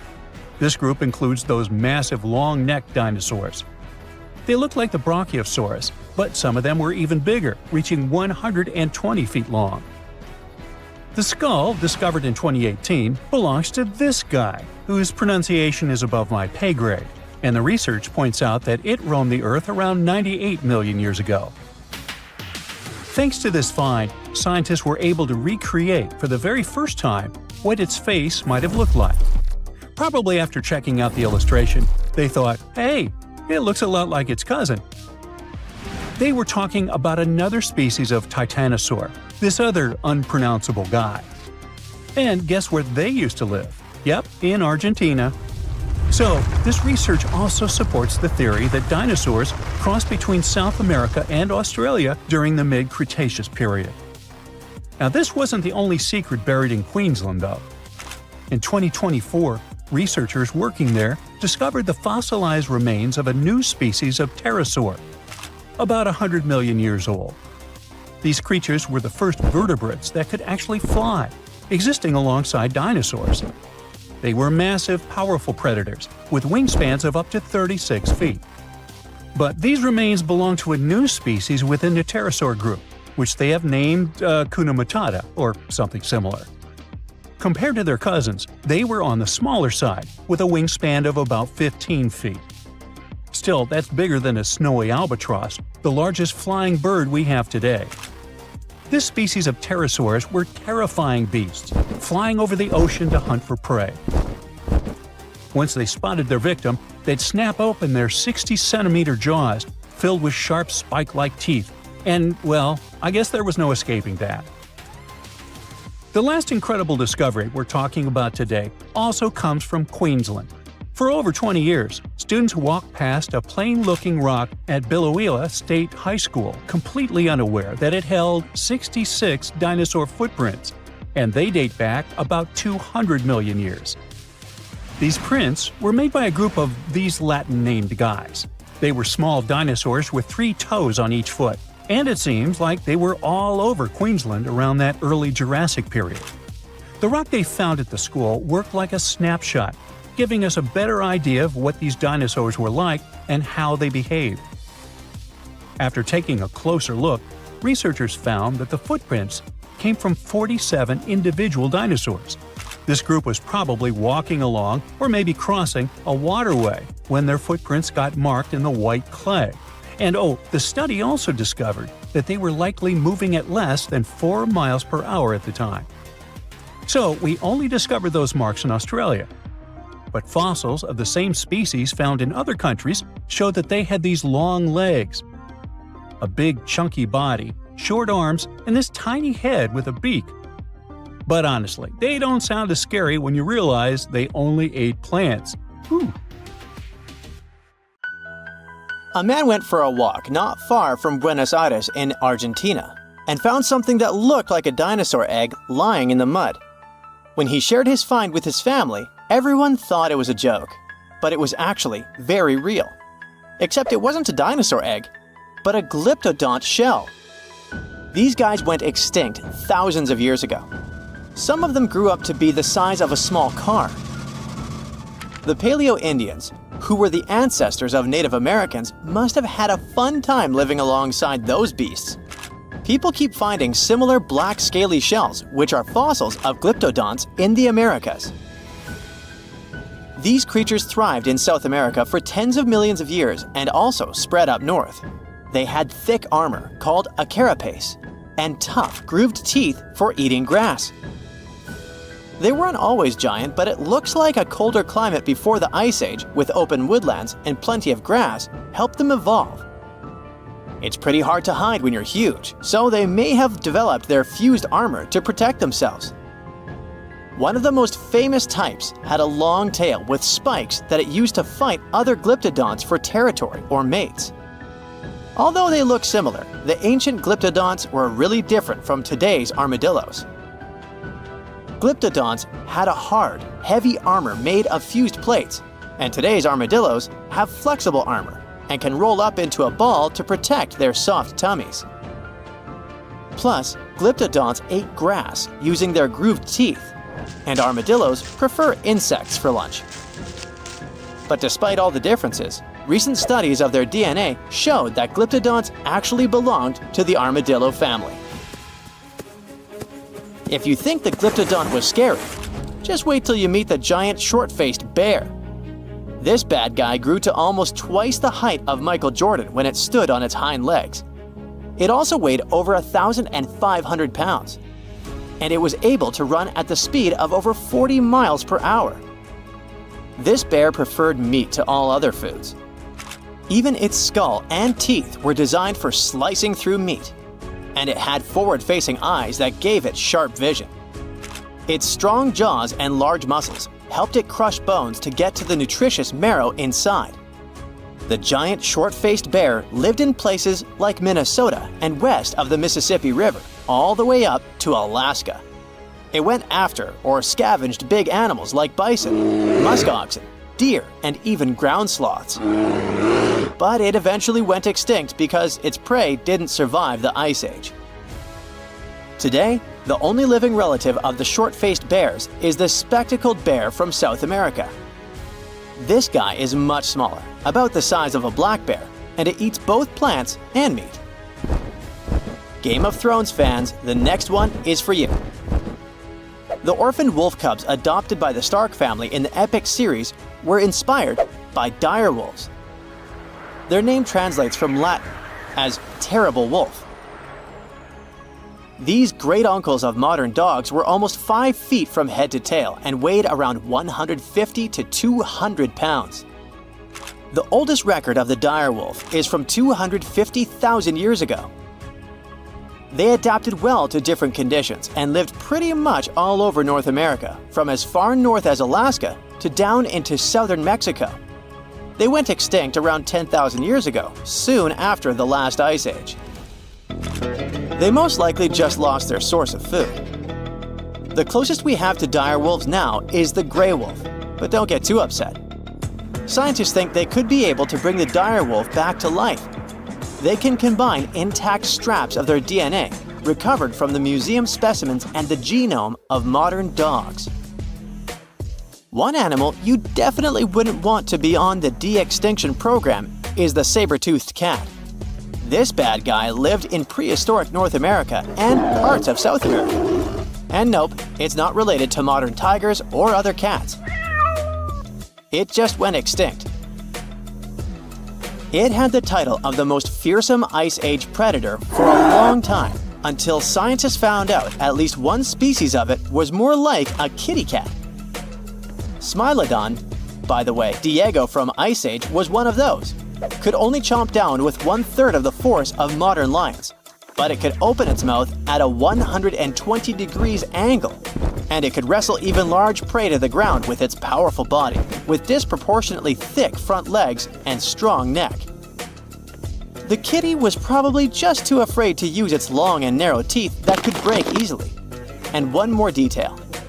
It had to have lips that could stretch well for the jaws to open wide, so it most likely drooled like a St. Bernard. Well, at least their teeth grew twice as fast as those of modern lions, and fully formed by the age of 3.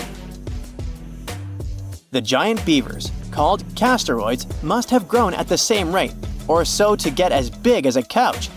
They were about 8 feet long and weighed 200 pounds, which is as heavy as a large refrigerator. They had huge 6-inch long front teeth for gnawing, a narrow tail, and long, shaggy fur. This giant creature lived alongside mammoths and saber-toothed tigers in the woodlands of North America. Like today's beavers, the giant beaver probably spent a lot of time in the water since it was too heavy to move quickly on land. Unfortunately, we don't know for sure if giant beavers built equally giant dams. Even if they did, none of those structures survived over time. Some people think a giant beaver built a 4-foot-tall dam in Ohio, but it's just a guess. Eventually, the giant beaver disappeared, just like other big animals from the last ice age. Early human settlers in North America may have sped up its extinction, as they probably liked its thick fur and meat.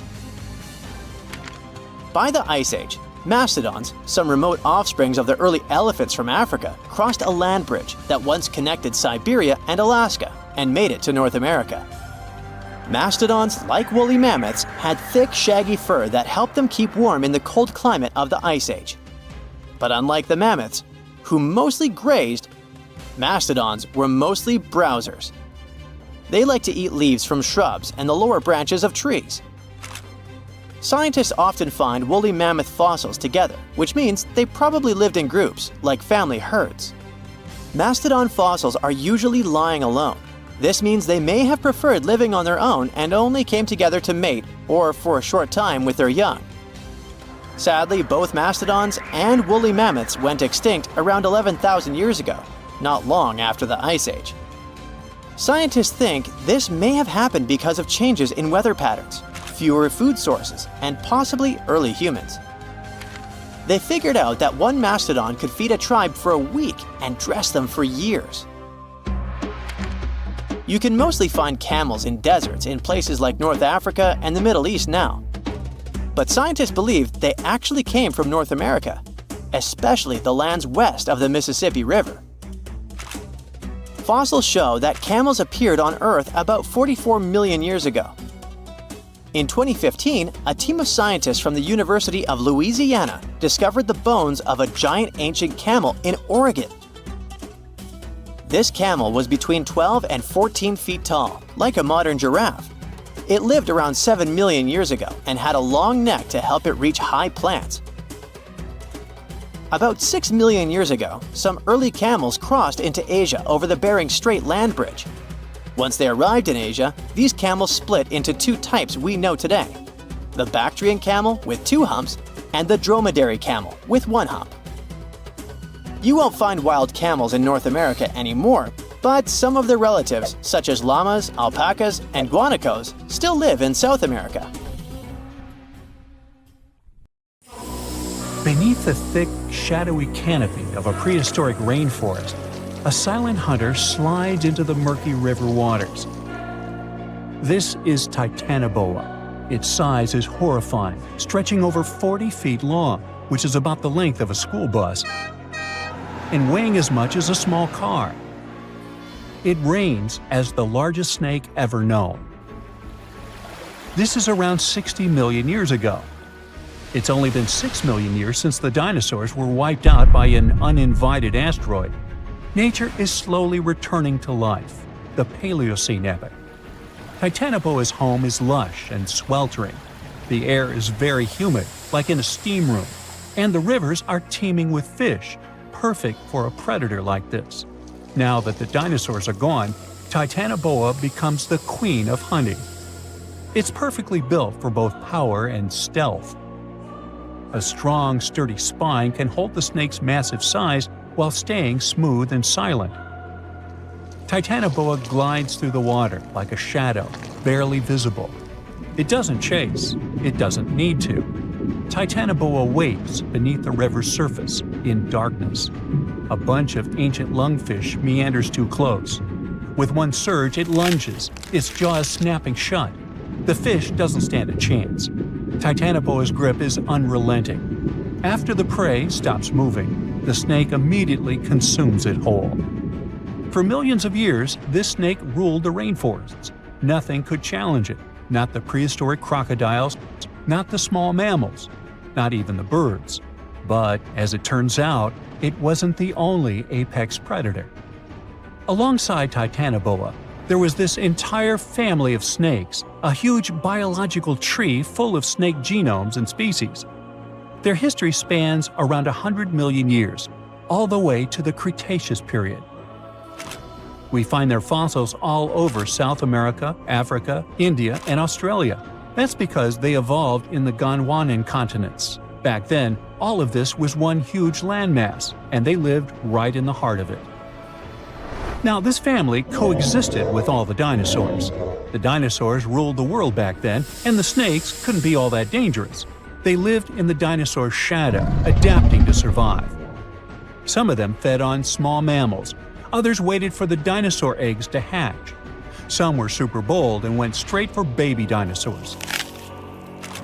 Fossils of one species showed the remains of a little titanosaur, that giant long-necked dinosaur, inside its stomach. And when the age of dinosaurs finally ended in a fiery cataclysm, it was time for these snakes to celebrate. After the asteroid disaster, the world entered a new era of heat and humidity. The warmer the climate, the easier it is for cold reptiles to thrive. Snakes, including Titanoboa, grew larger than ever, but so did the members of this family. All the snakes spread across continents, growing larger and scarier by the century. And eventually, Titanoboa stopped being the only ruler of jungles. Fast forward to about 47 million years ago. Now it's the Middle Eocene epoch, the tropical lowlands of what today is Western India. A lush, swampy place, full of rivers and pools. The earth was warmer, with turtles and crocodile-like creatures basking in the sun. And there evolved the largest and most fearsome predator of them all, Vasuki indicus. Even the name feels important. Vasuki, the serpent king of Hindu mythology, a colossal snake that's coiled around the neck of Lord Shiva, strong and loyal. And the indicus part is because the snake's fossils were discovered in India. Vasuki surpassed Titanoboa and grew to a jaw-dropping length of 50 feet, like a 4-story building. It also weighed as much as a small elephant.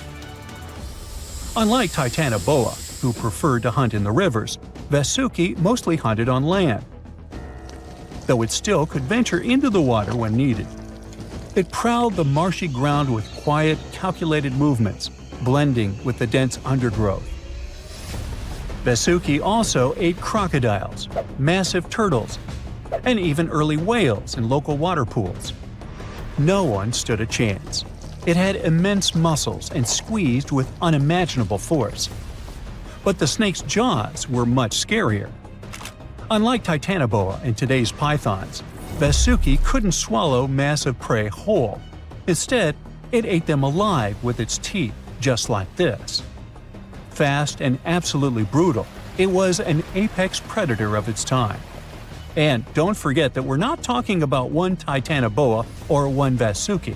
These snakes were part of entire populations. In the Paleocene, rivers were full of various Titanoboas. Some were younger, smaller ones, fighting for survival, while the oldest and largest ones dominated the waterways, in the same way as generations of Vasuki indicus competed with each other for thousands of years. Through the years, many siblings of this family got themselves a region to rule over. For example, alongside Vasuki, this big guy was thriving in northern Africa, in what is today's Egypt. Back then, this land was full of water and swamps. Before we learn more about other snakes, this one was considered the largest, about 36 feet long.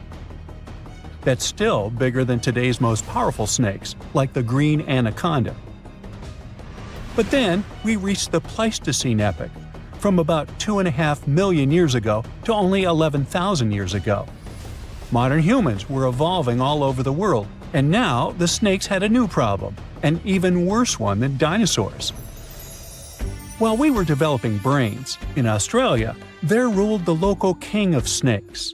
Their names also come from legends. That's how Indigenous Australians called their mythological rainbow serpent the creator of the world. It's like a problem of a chicken and an egg. Was the snake named after a deity, or did the Aboriginal people create their deity after a snake? Ancient Australians coexisted with those predators for thousands of years. They warned their children how to avoid dangerous spots, passing down stories of the terrifying serpents. In their legends, the great rainbow serpent was shaping the land, rivers, and features of the world. These legends were most likely inspired by the powerful nature of those snakes. If only they knew that these animals weren't even as huge as Vasuki or Titanoboa. Though they were still dangerous, Urlungor was up to 26 feet in length. They preferred the more green and humid parts of Miocene Australia, like waterways with lush plants around the riverbanks. And there was much more potential prey. Urlungor had a thick body as wide as a human thigh. It loved to hunt in what is today the northwest Queensland. Its fossils were found in the limestone of Riverslade. It was a fascinating find. The skull was almost intact, with teeth and everything, which is crazy considering that snake skulls are very fragile and usually don't survive fossilization.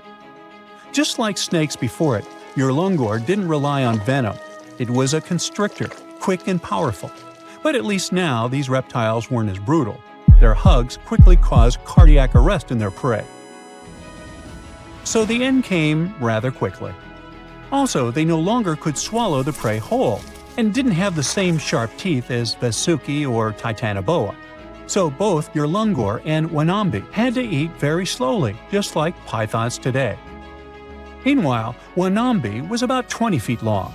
This one had a similar head, so it could only hunt marsupials, reptiles, and other little things that ventured too close. Wanambi's domain was the waterhole. It lay coiled in the shade, motionless, its body blending seamlessly with the dusty earth. If kangaroos and wallabies cautiously approached to drink, they wouldn't even notice the predator until it was too late. The Wanambi snakes lingered in Australia for millions of years. Even when the climate and ecosystem changed, it didn't bother these guys. In fact, they thrived in Australia's cooler, drier regions. Yet, even giants fall. Time moved on, the earth cooled even more, and nature began to change. Wanambi managed to last up to around 50,000 years ago, and could have lasted longer if it wasn't for humans. The same Aboriginal Australians who once feared Wanambi eventually spelled the end for the snake. All these years of being the apex predator, only for the little apes to hunt you into extinction. But that's how evolution goes. Eventually, all the giant snakes disappeared, leaving behind only their fossils and stories like this one. Now here's something. Baltic amber is one of the most common resins found in the world. The reason for this is that due to the vast forests of pine, their numerous deposits are so common, they provide wonderful treasures from long ago. Ants are especially common in the Baltic amber, which comes from pine trees. Its resin is rich in sugar, so the ants often live amongst the trees, close to the easy source of food. One block found in East Germany has preserved one ant that is estimated to be about 48 million years old. Think of the birthday cake. But what makes this find interesting is another animal inside the amber. It's a mite, notorious hunters in the insect world, capable of traveling at great speed. These guys quickly latch onto their hosts, sucking them dry. They're also capable of destroying entire hives in one go. And within this piece of amber, the amber provides a display of their final struggle. In Southeast Asia, feathers belonging to something unique have been found from 80 million years ago. They were captured in resin during the Cretaceous period, a peak time for dinosaurs. The many feathers inside are from the coelurosaur. It looks like a dinosaur, but this animal is more related to birds. Other feathers like this have been found in resin. They belong to avian and other non-flying dinosaurs. The discoveries have helped reimagine what dinosaurs actually look like. Still, dinosaurs may have had feathers instead of being completely bald. Of course, for most of them, the feathers weren't used for flying, but they helped the dinos stay warm. However, the feathers weren't all that was found, and a part of the coelurosaur's tail is also preserved. Still, it's so small and ancient that its DNA hasn't survived to map their entire genome. The enclosed tail is also very delicate, and it can't be removed from its protective amber shell. But although these findings can only be observed, they've still provided a great insight in the evolution of birds. But how does amber preserve things so effectively, even at the initial stages? The trees produce the resin to protect any small gaps in the bark against feeding insects. Its antiseptic nature and lack of water content ensures it doesn't degrade for a long time. This also makes it more resilient as it petrifies over long periods, eventually becoming a fossil. Some of the oldest amber ever found was from the Triassic period, showing how long it can last. The pieces from Italy are about 230 million years old.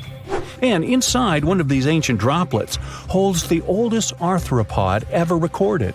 This mite found inside has provided a broader understanding to their evolution. Today, they're known to mainly annoy gardeners by feeding on the petals of flowering plants.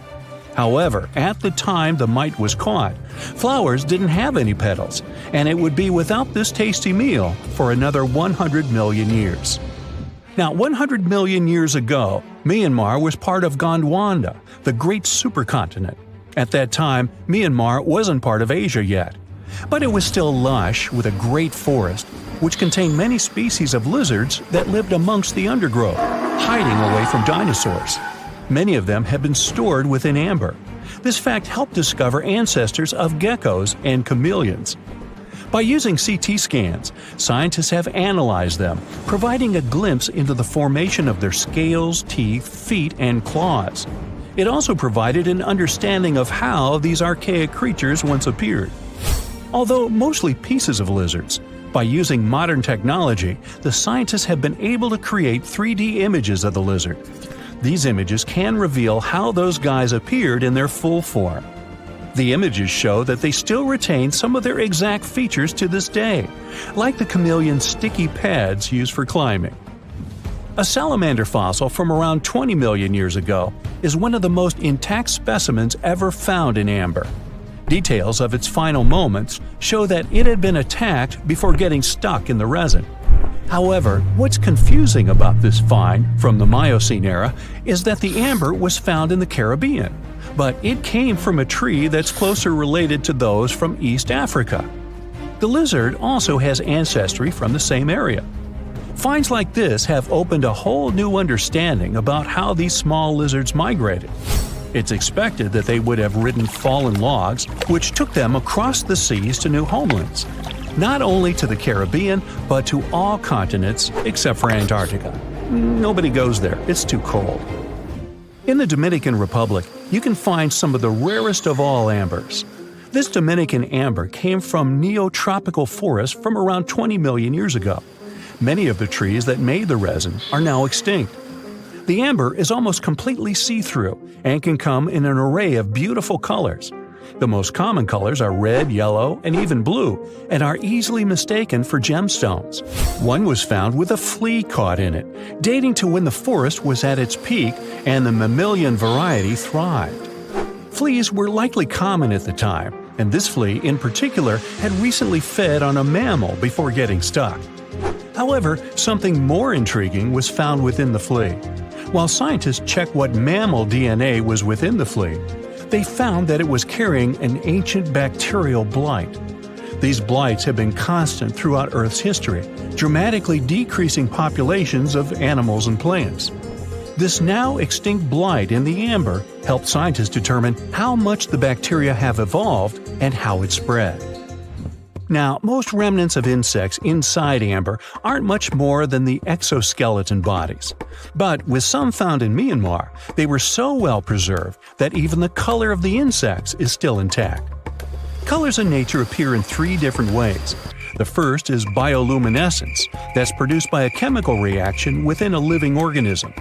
The second is about pigments, where the color appears in an animal or a plant tissue. The third is called structural coloration, and the production of colors here is explained by microscopic surfaces fine enough to react with the light. The rare insects in amber were found in the form of structural coloration, but only at specific wavelengths. It all explains the very intense colors rarely found. 99 million years later, these bugs can still show their vibrant colors – blue, purple, and green. Some of them appear so different in color and shape that they almost look like they're from another world. Which of course they are, a very old one. Ants have been around for about 168 million years, based on fossil evidence provided. They're well known for their social hierarchies and their hive mind system. They've dominated almost every corner of the insect world, but when these social capabilities came about have been difficult to determine. Yet, recently, amber dated from 100 million years ago has shed some light into their evolution. Several amber pieces have preserved various ant types, including the worker ants, guardian or soldier ants, and even a queen ant. Before these pieces were found, it was estimated their social nature occurred millions of years later. A piece of amber dated 100 million years ago helped shed light on the evolution of birds. A perfectly preserved bird that hatched preserved in amber was already equipped with its flight feathers. With the earlier physical abilities, they would be capable of moving around the nest by themselves at a very young age, and it's expected they could search for their own food almost immediately. But as birds continue to evolve and spend more time in the skies, their brain developed larger for their cognitive abilities. After hatching, their early development was then more focused on the brain, and the chicks slowly became more reliant on their parents over time. In Spain, a massive treasure trove of amber and other fossils has been found. Inside, there were remnants of an entire ecosystem that existed 110 million years ago. A bunch of individual fossils were found. The vast collection includes many types of insects, mollusks, arachnids, plants, 50 different dinosaur bone fragments, feathers, and hair from mammals, and a McDonald's burger wrapper. Nah, just kidding. With the abundance of findings, it's helped researchers understand the ancient terrestrial ecosystem that once existed. With loads of specific details of the environment, they've reconstructed the swamp. This way, it's now possible to experience what it was like in the world of dinosaurs. Humanity has been looking to the stars, searching for secrets that outer space is hiding. But deep underground, within the soil of our own planet, there are literal troves of fantastic things just waiting to be discovered. How can you talk about excavations and not mention Egypt? In 2019, archaeologists uncovered a tomb of a high official in South Saqqara who lived about 4,400 years ago. His name was Kui, and the hieroglyphs on the walls of the tomb recited his many titles, one of which was the sole friend of the pharaoh of the time. The discovery could have been pretty usual for Egypt, if not for the tomb's interior. The walls, the ceiling, and even parts of the floor were covered in hieroglyphs, pictures, and intricate patterns. But what surprised the scientists the most was how well preserved the colors of those images were. Despite the cracks and chips on the walls and the ceiling, they were still bright and vivid, almost as if they had been painted recently. In Israel, a whole city was discovered by archaeologists in 2019. It dated back 5,000 years to the early Bronze Age and was home to about 6,000 people. Millions of tools, fragments of pottery items, and stone vessels were found at the site. Scientists say the city was so huge, it could be called the New York of the period. The megalopolis was carefully planned, with dozens of streets, alleyways, and public and residential areas. Archaeologists state that the citizens used to live and trade not only with different regions, but also with various cultures and kingdoms. Bar Hill is an Iron Age settlement in eastern England, and archaeologists suddenly stumbled upon a very unusual thing there. As they were scouting the area, they looked inside one particular ditch and found thousands of frog bones. Later calculations showed more than 8,000 bones belonged to frogs and toads. There were no signs of damage. The bones lay in heaps and piles. Scientists have no idea what could have drawn so many frogs and toads to a single place. It's known that local people of the time ate frogs, so the settlement's inhabitants could have brought them there. Other versions state that the frogs could have come for the large amounts of insects feeding on the crops, or they may have been looking for a body of water and got trapped in the ditch. As for now, the frog mystery remains unsolved. Not so much mysterious as amusing. A nearly 1,800-year-old insult was found carved in stone, not far from Hadrian's Wall in England. An ancient Roman fort just south of the wall had a lot of writing tablets, but this particular one was especially curious because of its contents. The stone mentioned some Secundinus and said a pretty nasty thing about him. In fact, this is the first stone graffiti ever found that indicates Romans did have quarrels amongst themselves. A rancher in Wyoming, not far from the town of Newcastle, was going about his ranching business when he suddenly stumbled upon a weird bone sticking out from the soil. As he carefully dug it out, he realized the bone belonged to a huge creature. It was larger than a bear. But even so, there were no bears in the area. The rancher called scientists to figure out what it was all about. When they excavated the parts, they ended up with 3 skeletons of dinosaurs, Triceratops to be precise. Researchers were astounded by the discovery for 2 reasons. First, the skeletons were surprisingly complete. They were limb bones, skull parts, feet, and parts of tails. Second, Triceratops had been considered loners because all the previously found skeletons were found alone. In this case, there were 3 of them. One seemed to be a youth, while the 2 others were probably its parents. Judging by the tooth marks on the bones of the largest of the 3, a T-Rex attacked the family, and they couldn't escape from the huge predator. The catacombs of Paris are yet to be fully charted, and strange things keep coming up down there.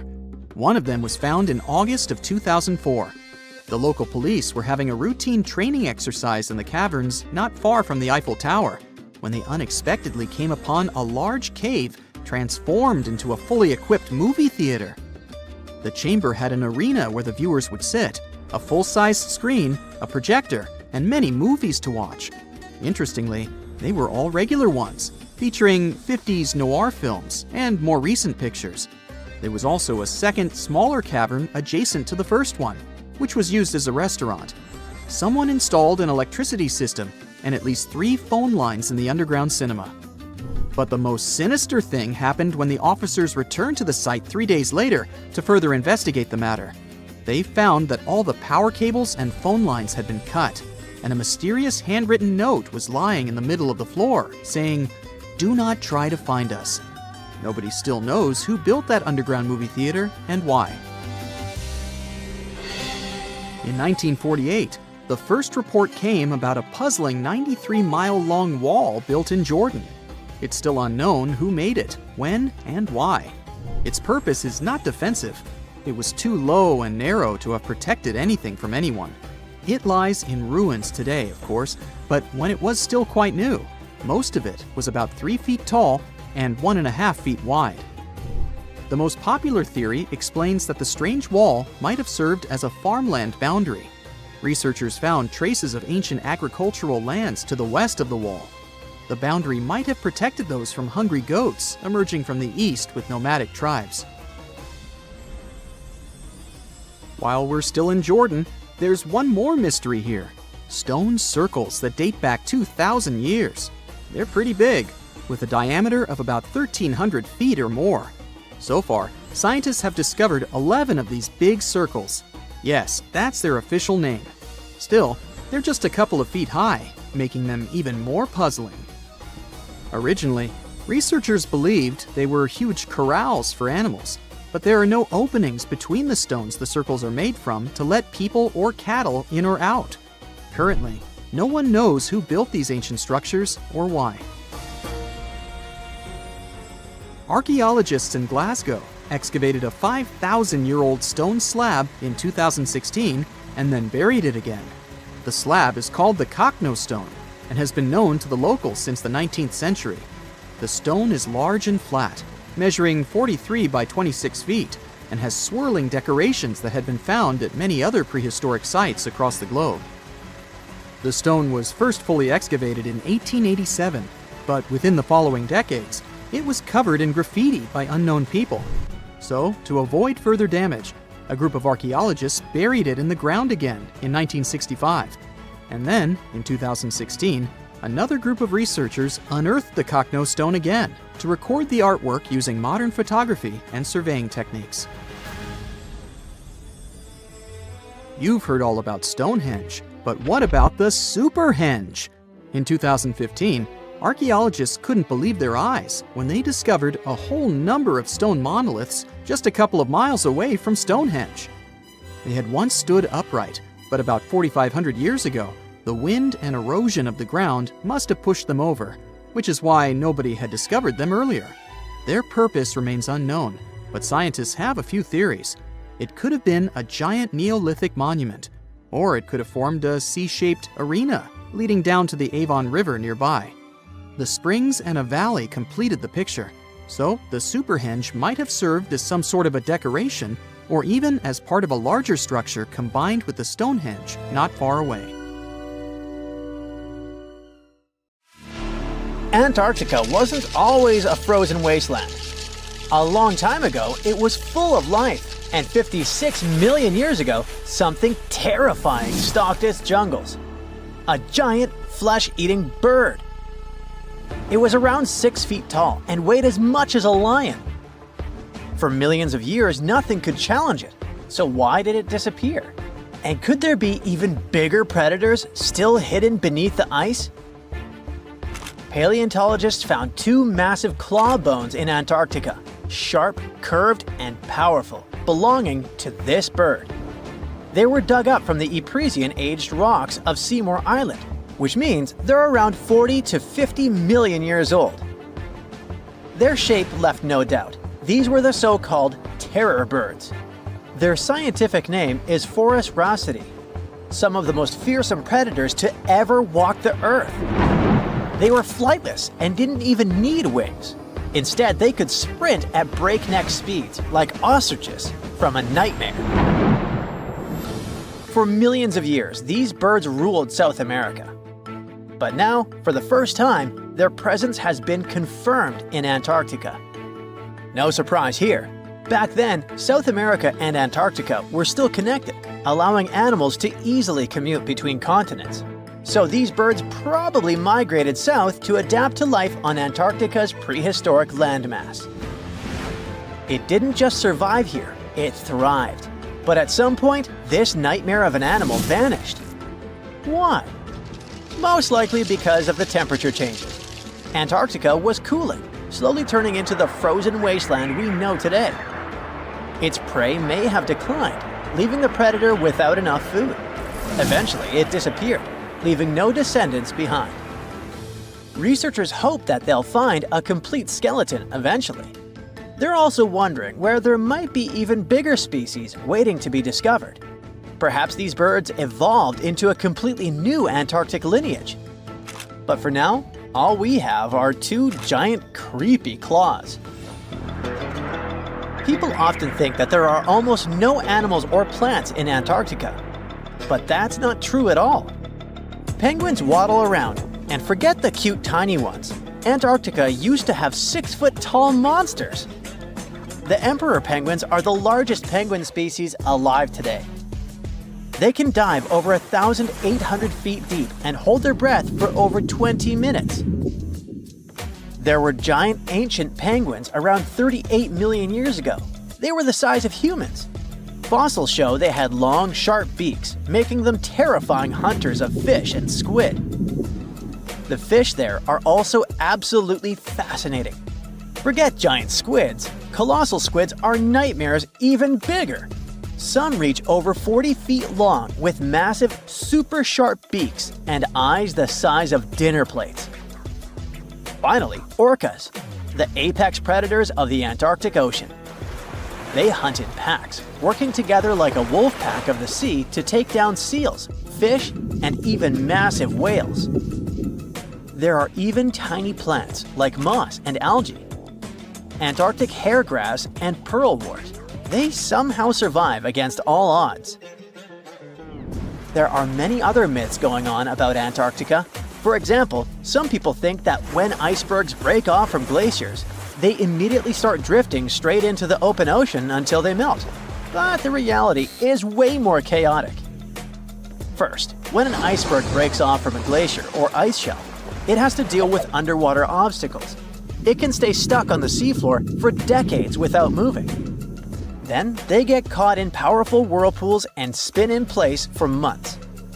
One iceberg, a 23A, spent nearly 40 years frozen in place before finally breaking free, only to get caught in a swirling ocean vortex for another 8 months. After that, their paths are influenced by ocean currents, tides, winds, and even underwater topography. They don't just float freely. Their movements are full of literal, unexpected twists. And speaking of glaciers, another strange rumor is that some humans can't travel more than 311 miles inland in Antarctica because of an impassable ice wall, freezing jet fuel, deadly winds, and no oxygen. But this is completely false. Antarctica has been explored by planes, vehicles, and even scientists on foot. There's an entire research station sitting at the South Pole. People live there all year long. The ice wall is real, a massive ice cliff rising above the ocean. But that isn't some secret barrier, it's an ice shelf. These are thick slabs of ice that form when glaciers slowly flow off the land and spread over the ocean. Almost 3/4 of Antarctica's coastline is made up of them, but they don't form some giant ring around the world. Antarctica is one of the most extreme places on Earth, but we've conquered its challenges, and we keep learning more about it every year. That's why every year, Millions of dollars are poured into keeping research stations running, protecting wildlife, and making sure the people who live there have everything they need. But where does all this money go? Well, Antarctica stations are basically small cities. There's electricity, heating, water purification, food storage, and medical facilities. The biggest station, McMurdo, is basically a town with over 1,000 people in summer. It has everything from a fire station to a gym. The South Pole Station is super deep inland, so it's one of the hardest places to supply.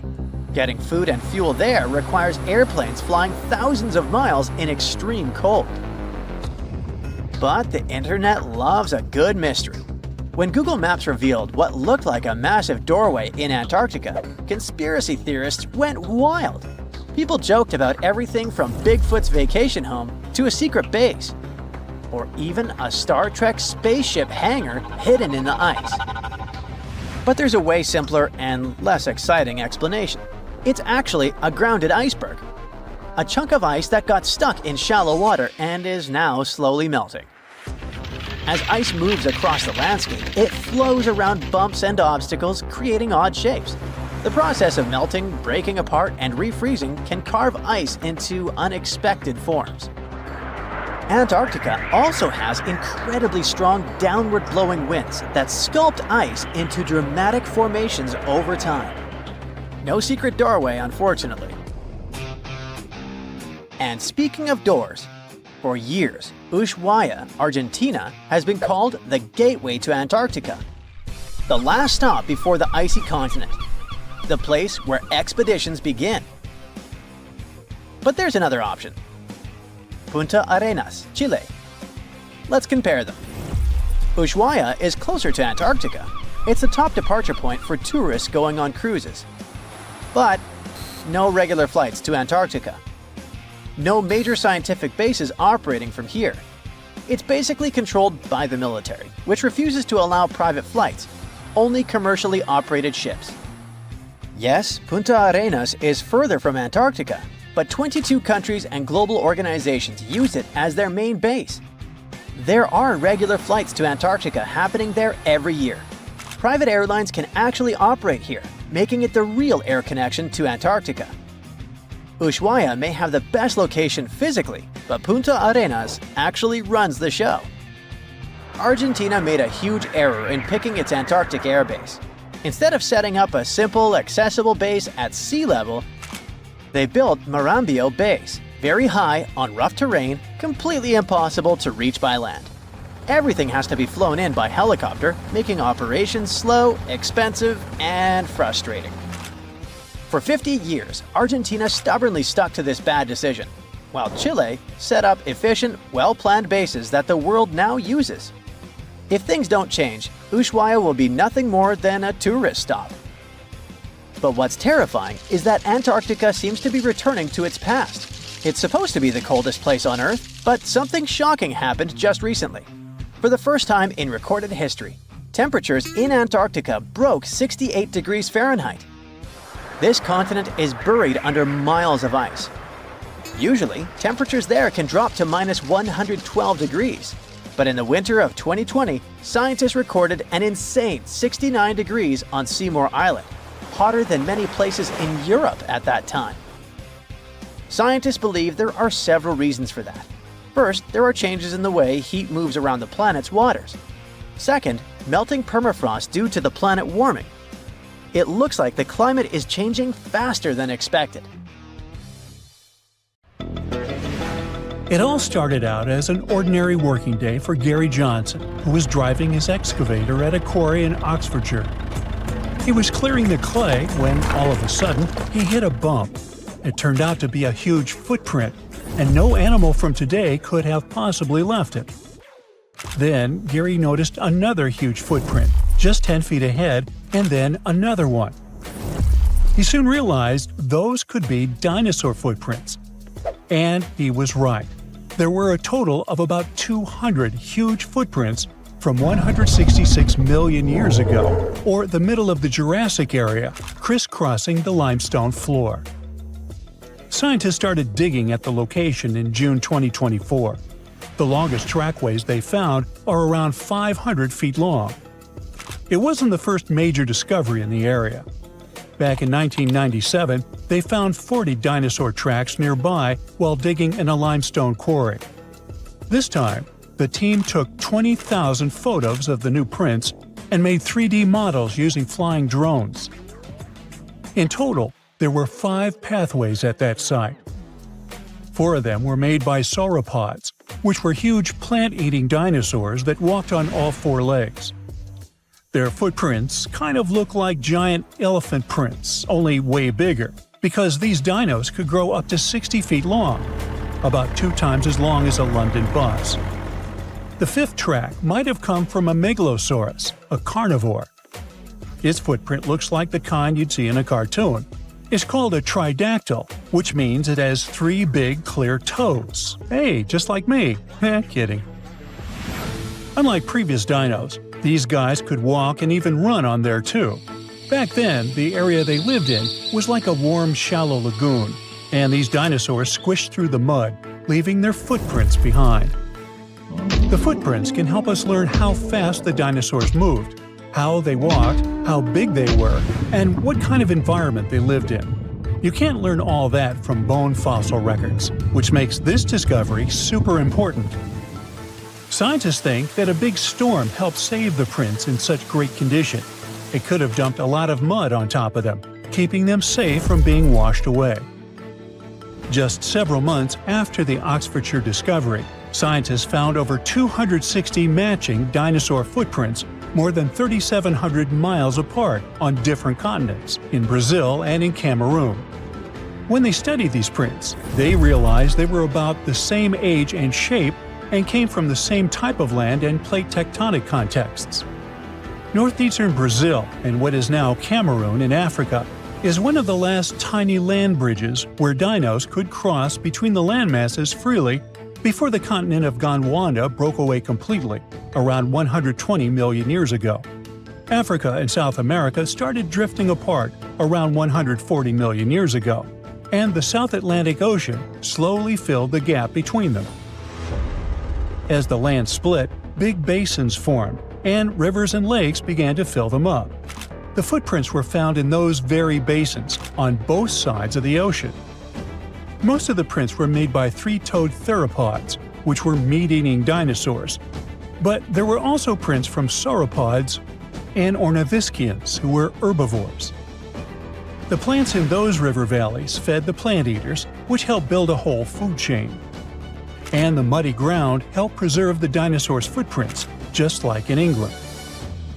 The latest footprint discovery, this time in the Scottish Isle of Skye, helped scientists learn something new about the dino habits. So far, they've found more than 130 footprints at Prince Charles Point. And it turns out that huge meat-eating dinosaurs and their plant-eating prey shared the same water here 167 million years ago. Some of the tracks were made by megalosaurs, meat-eating dinosaurs that were early relatives of the T-Rex. Others were from huge, long-necked plant-eaters. Some of them were 3 times bigger than an elephant. The scientists looked closely at the footprints to figure out how the dinosaurs walked and moved around. They believe the dinosaurs were hanging out near shallow freshwater lagoons, just like animals today gather around watering holes. Another important discovery from the Isle of Skye is 2 super rare fossils that are helping scientists rewrite the whole evolution of mammals. Some shrew-like creatures today live just around 1 or 2 years, right? Well, those little guys used to stick around for 7 years or even longer. Scientists found 2 nearly complete skeletons of it on Skye. One was a grown-up and the other was a young one. To figure out how these animals lived and grew, scientists used high-tech X-ray scans to look inside the rock and check the teeth, kind of like counting tree rings to find out how old the tree is. The younger creature was still changing to adult teeth, but was already about 2 years old, which is very unusual for small animals. It lived in the area during the Jurassic period, when Skye was warm, tropical, and full of shallow seas and thick forests. Back then, These tiny and strange early mammals were just starting to appear in a world ruled by dinosaurs. But they were the beginning of the long line of mammals that would one day include cats, whales, and humans. Scientists are learning about the final days of dinos from a new fossil site in Argentina. Most of what we know about the impact of that dramatic asteroid hit comes from North America, where T-Rex and Triceratops once lived. But now, we get to see what happened further south. The team of scientists working in a local quarry found bones from hadrosaurs, which are pretty rare in South America. Long ago, this desert area was warm and full of plants like ferns and palms. There was a stream flowing through wide, flat lands, which helped bury and preserve the animals that lived there. Back in 2020, scientists were exploring the area when a paleontologist found a dinosaur foot bone. They kept looking even through heavy rain and discovered a whole group of fossils, not just from one dino, but from several of different ages, maybe even a whole herd. Another super important discovery here was a tiny mammal jaw with 5 teeth found just 2 hours after searching the site. The jaw came from a small plant-eating mammal. These creatures were about the size of a chipmunk and had very special teeth with ridges and grooves for chewing plants. This was the first time a mammal jaw had ever been found in that whole area, and it made scientists realize the site could tell them more than just dinosaur stories. The team also found a tooth from another dinosaur and a claw from a smaller predator. All the fossils found here could help answer some big scientific questions, like were the dinosaurs already slowly disappearing before the asteroid hit, like they probably did up north? And what happened to the animals that survived the asteroid hit? Several years ago, scientists found another fossil, this time encased in amber, that came back from a time when dinosaurs walked the Earth. The world looked very different, but it also had some surprising things in common with today. Back then, the night skies were also lit up by glowing fireflies, and the dinos probably watched them like we do. The amber is 99 million years old, and this special firefly is only the second one ever found from the Mesozoic era.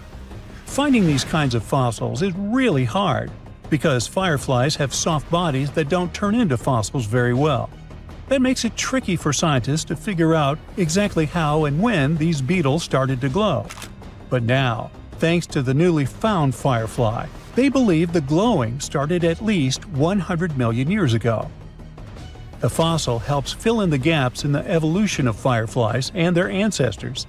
It shows that important parts, like their glowing bellies, have stayed the same since the middle of the Cretaceous period. Now, you can't find living dinosaurs nowadays, which is a good thing, mostly, but you can still meet some creatures that might have gone to lunch with them. The frilled shark, for example, is a living fossil that comes from a family of sharks that have been around for about 80 million years. One of the coolest things about it is its long, eel-like body that can grow as long as 6 feet. It has 6 pairs of gills on its throat, which help the frilled shark breathe in the deep, cold ocean where there isn't much oxygen. The shark can move very quickly, like a snake, to catch its prey when it least expects it.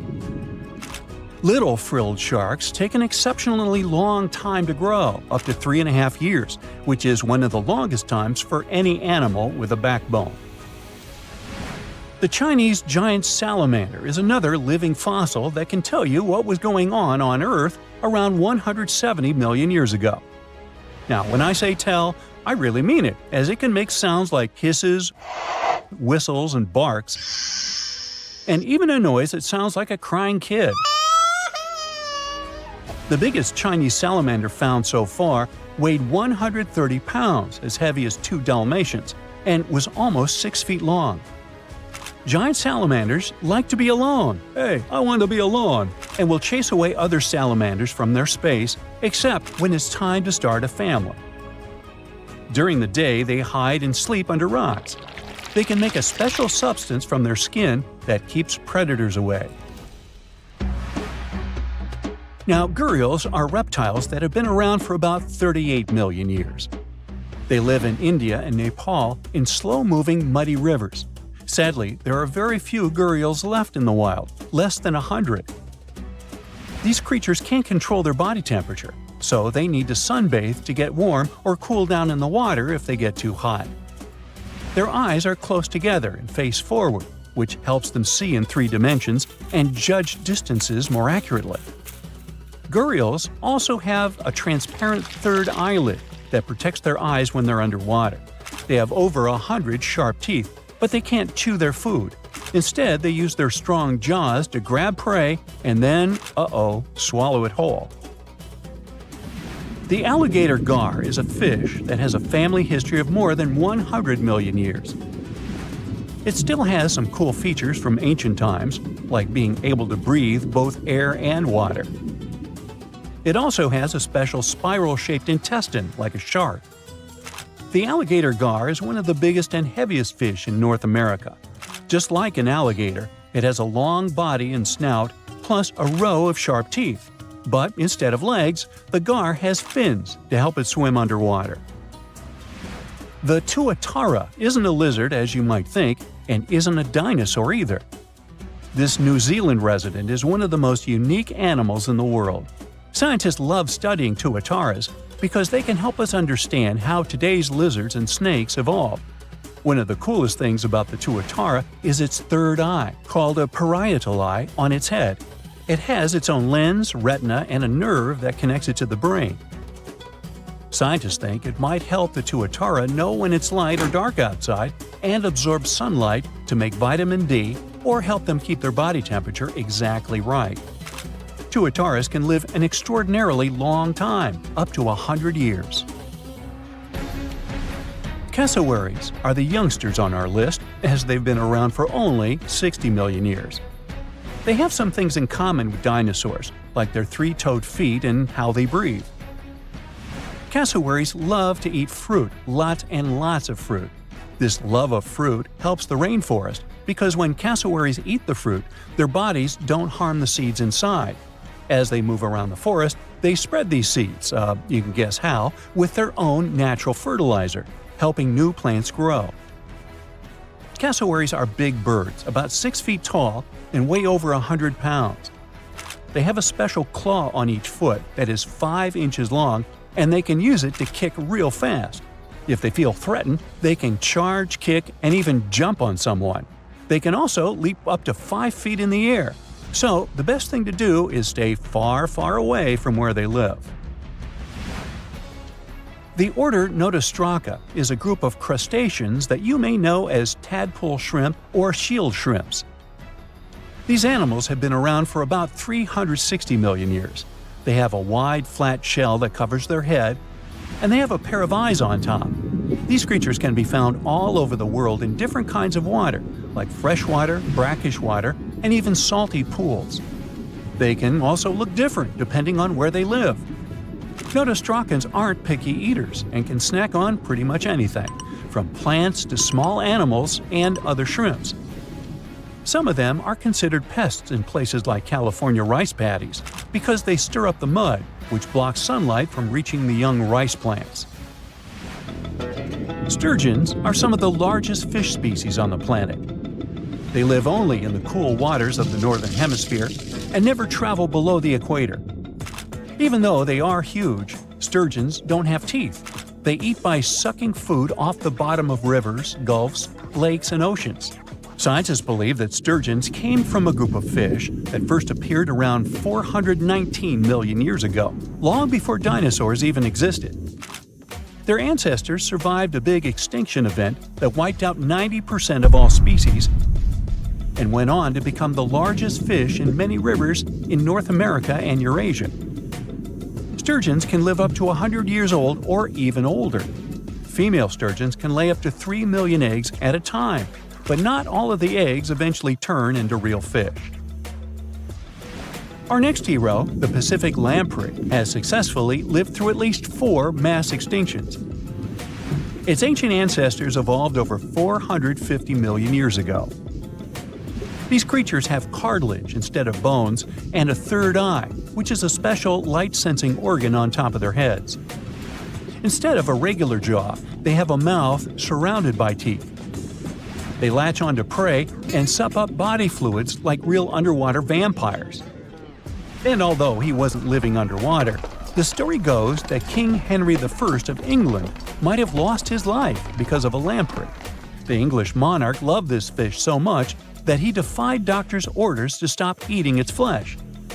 He got sick every time he'd have it, but the lack of bones and the unusual taste made the royal fall in love with it. As a result, he got some scary symptoms from eating lamprey and eventually passed away. Can you say clueless? The elephant fish, also called the Australian ghost shark, has been on Earth for around 400 million years. Even though they're related to sharks, they aren't actually sharks. Instead of bones, their bodies are made entirely of cartilage. These fish have a special shiny tissue in their eyes that can make their eyes look like they change color from yellow to green. Elephant fish can be pretty tough and will fight back if they feel threatened. They like to be alone and usually don't hang out with other fish. Horseshoe crabs also deserve the title of survival champs, as they've been around even before dinosaurs, since 450 million years ago. 4 species are still roaming the ocean from Maine all the way to Mexico. Horseshoe crabs are more like spiders than ticks than they are like real crabs. They have 9 eyes, plus extra light sensors near their tails so they can see really well. They breathe underwater using flap-like gills near their belly, and sometimes they use these gills to swim upside down. Every spring, when the tide is high, these creatures come up to the beach at night to mate and lay their eggs, and you can see hundreds of thousands of them. Currently, there are approximately 20 billion animals inhabiting our world. If everything were ideal, we would have 5 billion more animals on Earth.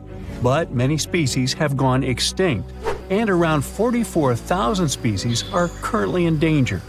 The largest, most recent mass extinction event in history occurred during the dinosaur era, leading to the eradication of 75% of species on Earth. The Tulachi wallaby is a long-lost relative of today's kangaroo, but they had a hidden superpower, night vision. That's why they were mostly active at night. They were 3 feet tall and fed on grass, fruit leaves, and other plants. Wallabies lived in grassy areas near swamps and other water bodies, but not for long. By the 19th century, their numbers had gone down, bringing them to the edge of extinction. Only 14 wallabies had been left in the wild by 1920.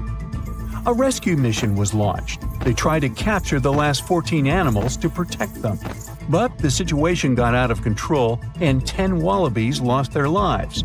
The 4 remaining ones were transferred to a special facility, and in 1935, the last animal passed away. Only one picture of the Tulachi wallaby is left now. There were reports of the animal's sightings after that, but no proof was shown, and the creature was officially declared extinct in the 70s. Short-faced bears were a unique species that lived in North America, particularly Alaska. It was a massive bear, weighing around 1,500 pounds. When standing on its hind legs, it was around 12 feet tall, a whole foot taller than today's biggest beast in this family, the polar bear. This animal was different from today's bears because almost all of them are omnivores, except for polar bears. But this monster was solely carnivorous, which was the reason for their extinction. During the end of the Ice Age, many herbivores were gone, and those bears did not have enough food to survive. They were the Usain Bolt of the bear world, the fastest Bruins to have ever lived, reaching a top speed of 40 miles per hour, which is 5 miles faster than grizzlies. There are around 400 million pigeons in the world now. Some time ago, in America, a species of birds called passenger pigeons were abundant throughout the country, especially in the eastern forests. There were more than 1 billion of them, but they went from 1 billion to 0 in a few years. They had small heads and necks, but long tails and wings and strong breast muscles that allowed them to fly super long distances. The last passenger pigeon passed away in captivity in 1914. It was named Martha. With that, the ecosystem in the U.S. has never seen this bird again. Now, elks are enormous animals, but they look tiny when you compare them to long-gone Irish elks. That elk was around 7 feet tall at the shoulder with a humongous antler of 12 feet. Today, elk are only 4.5 feet tall at the shoulder and have around 4-foot-long antlers. Despite its name, this elk was found all over the world, from Asia to Europe. It got its name because, in Ireland near Dublin, researchers found a perfectly preserved specimen. Since then, it's been called the Irish elk. The last one passed away in Ireland. The main reason for their disappearance was their inability to adapt to changes. When the Ice Age ended, the elk could not survive and became extinct. Now, somewhere deep in the forests of Costa Rica lives the interesting-looking golden toad. It was discovered in 1966 in one particular spot where all toads would gather to mate. In 1967, a large population of this golden nugget was noted in that same spot. But the following year, only 10 to 11 toads were seen, and the year after that, in 1968, only one lonely male toad showed up at the spot. For years, there were searches for golden toads. In 2004, the toads were officially declared extinct. Humans were not responsible this time. The drought in the area in the 80s had a significant impact on the toads. Still, the last straw was the arrival of a new fungal species that caused the animal's skin to thicken, eventually leading to the toad passing away. This chytrid fungus is responsible for the extinction of more than 90 frog and amphibian species, becoming one of the biggest threats to their lives. Now, Canada is a very cold country, no surprise there, and nobody would expect tropical birds like parrots to live there. However, there was a parrot species that lived in America and some parts of Canada. I'm talking about the Carolina parakeet. Those were truly beautiful birds with orange-yellowish heads and green bodies. Their favorite rest spots were big trees alongside rivers. This parrot's favorite food was cocklebur seeds, which are poisonous to us, but the bird had no problem eating them. Also, they used the dangerous cockleburs as a defense mechanism. After they ingested loads of them, their meat became poisonous, and predators do not enjoy eating toxic birds. Carolina parakeets were abundant, there were millions of them. But since the Ice Age, their numbers had been gradually going down because of natural reasons, mainly temperature. By 1935, no such parakeets were left in the wild. Today's African lion had a much more prominent and notorious cousin, the Barbary lion. Those cats were mentioned in many famous old books. They were described as mean, terrifying beasts. It's believed that they were the largest lion species ever. Those big cats weighed around 600 pounds and were 9 feet from the head to tail. Unfortunately, this lion was declared extinct in the 90s due to many factors. Today, we only have one photo of this animal taken from a plane. Paradise parrots were native to Australia. They were genuinely amazing birds with captivating colors. What was unique about them was their nesting habits. They only nested in termite mounds. This parrot was always on the edge of extinction, and the reason for that is still unknown. Mice, rats, and other animals also hunted them, and it added fuel to the fire. The last bird was spotted in the year 1972. Since then, paradise parrots have only been seen in museums. The Gulf of Mexico was once home to Caribbean monk seals. This species of seals enjoyed spending time in the warm subtropical climate of the Caribbean. Most of the time, they were found near reefs and islands, foraging for food. Like most of us, they also loved sandy beaches and were usually seen in groups of 100 seals, resting before the next adventure. In the year 1886, monk seals were declared extinct. You can still see this animal in 2 museums. Both are located in the UK. As we all know, zebras have black and white stripes. But once, a zebra species had only half the body covered with brown and white stripes. The rest was just brown, and the belly was white. It was called the quagga. They lived in the southern part of Africa in grass fields and wet pastures, like today's zebras, and ate grass and other plants. The last quagga perished in 1888, but not all hope is lost. Today, extensive research is being done to bring this animal back into the wild. Australia is home to many outlandish animals, but the craziest ones are probably gastric brooding frogs. This species is not like your ordinary frog that lays eggs. They hatch their young inside their stomach and give birth by vomiting around 25 fully formed young frogs. Sometimes their stomach becomes so bloated that they have to breathe through their skin.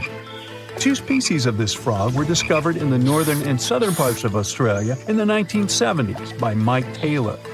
A decade after their discovery, both species are gone. The main reason for their extinction is the chytrid fungus. Luckily for them, they're also part of a de-extinction program that's putting serious efforts into bringing them back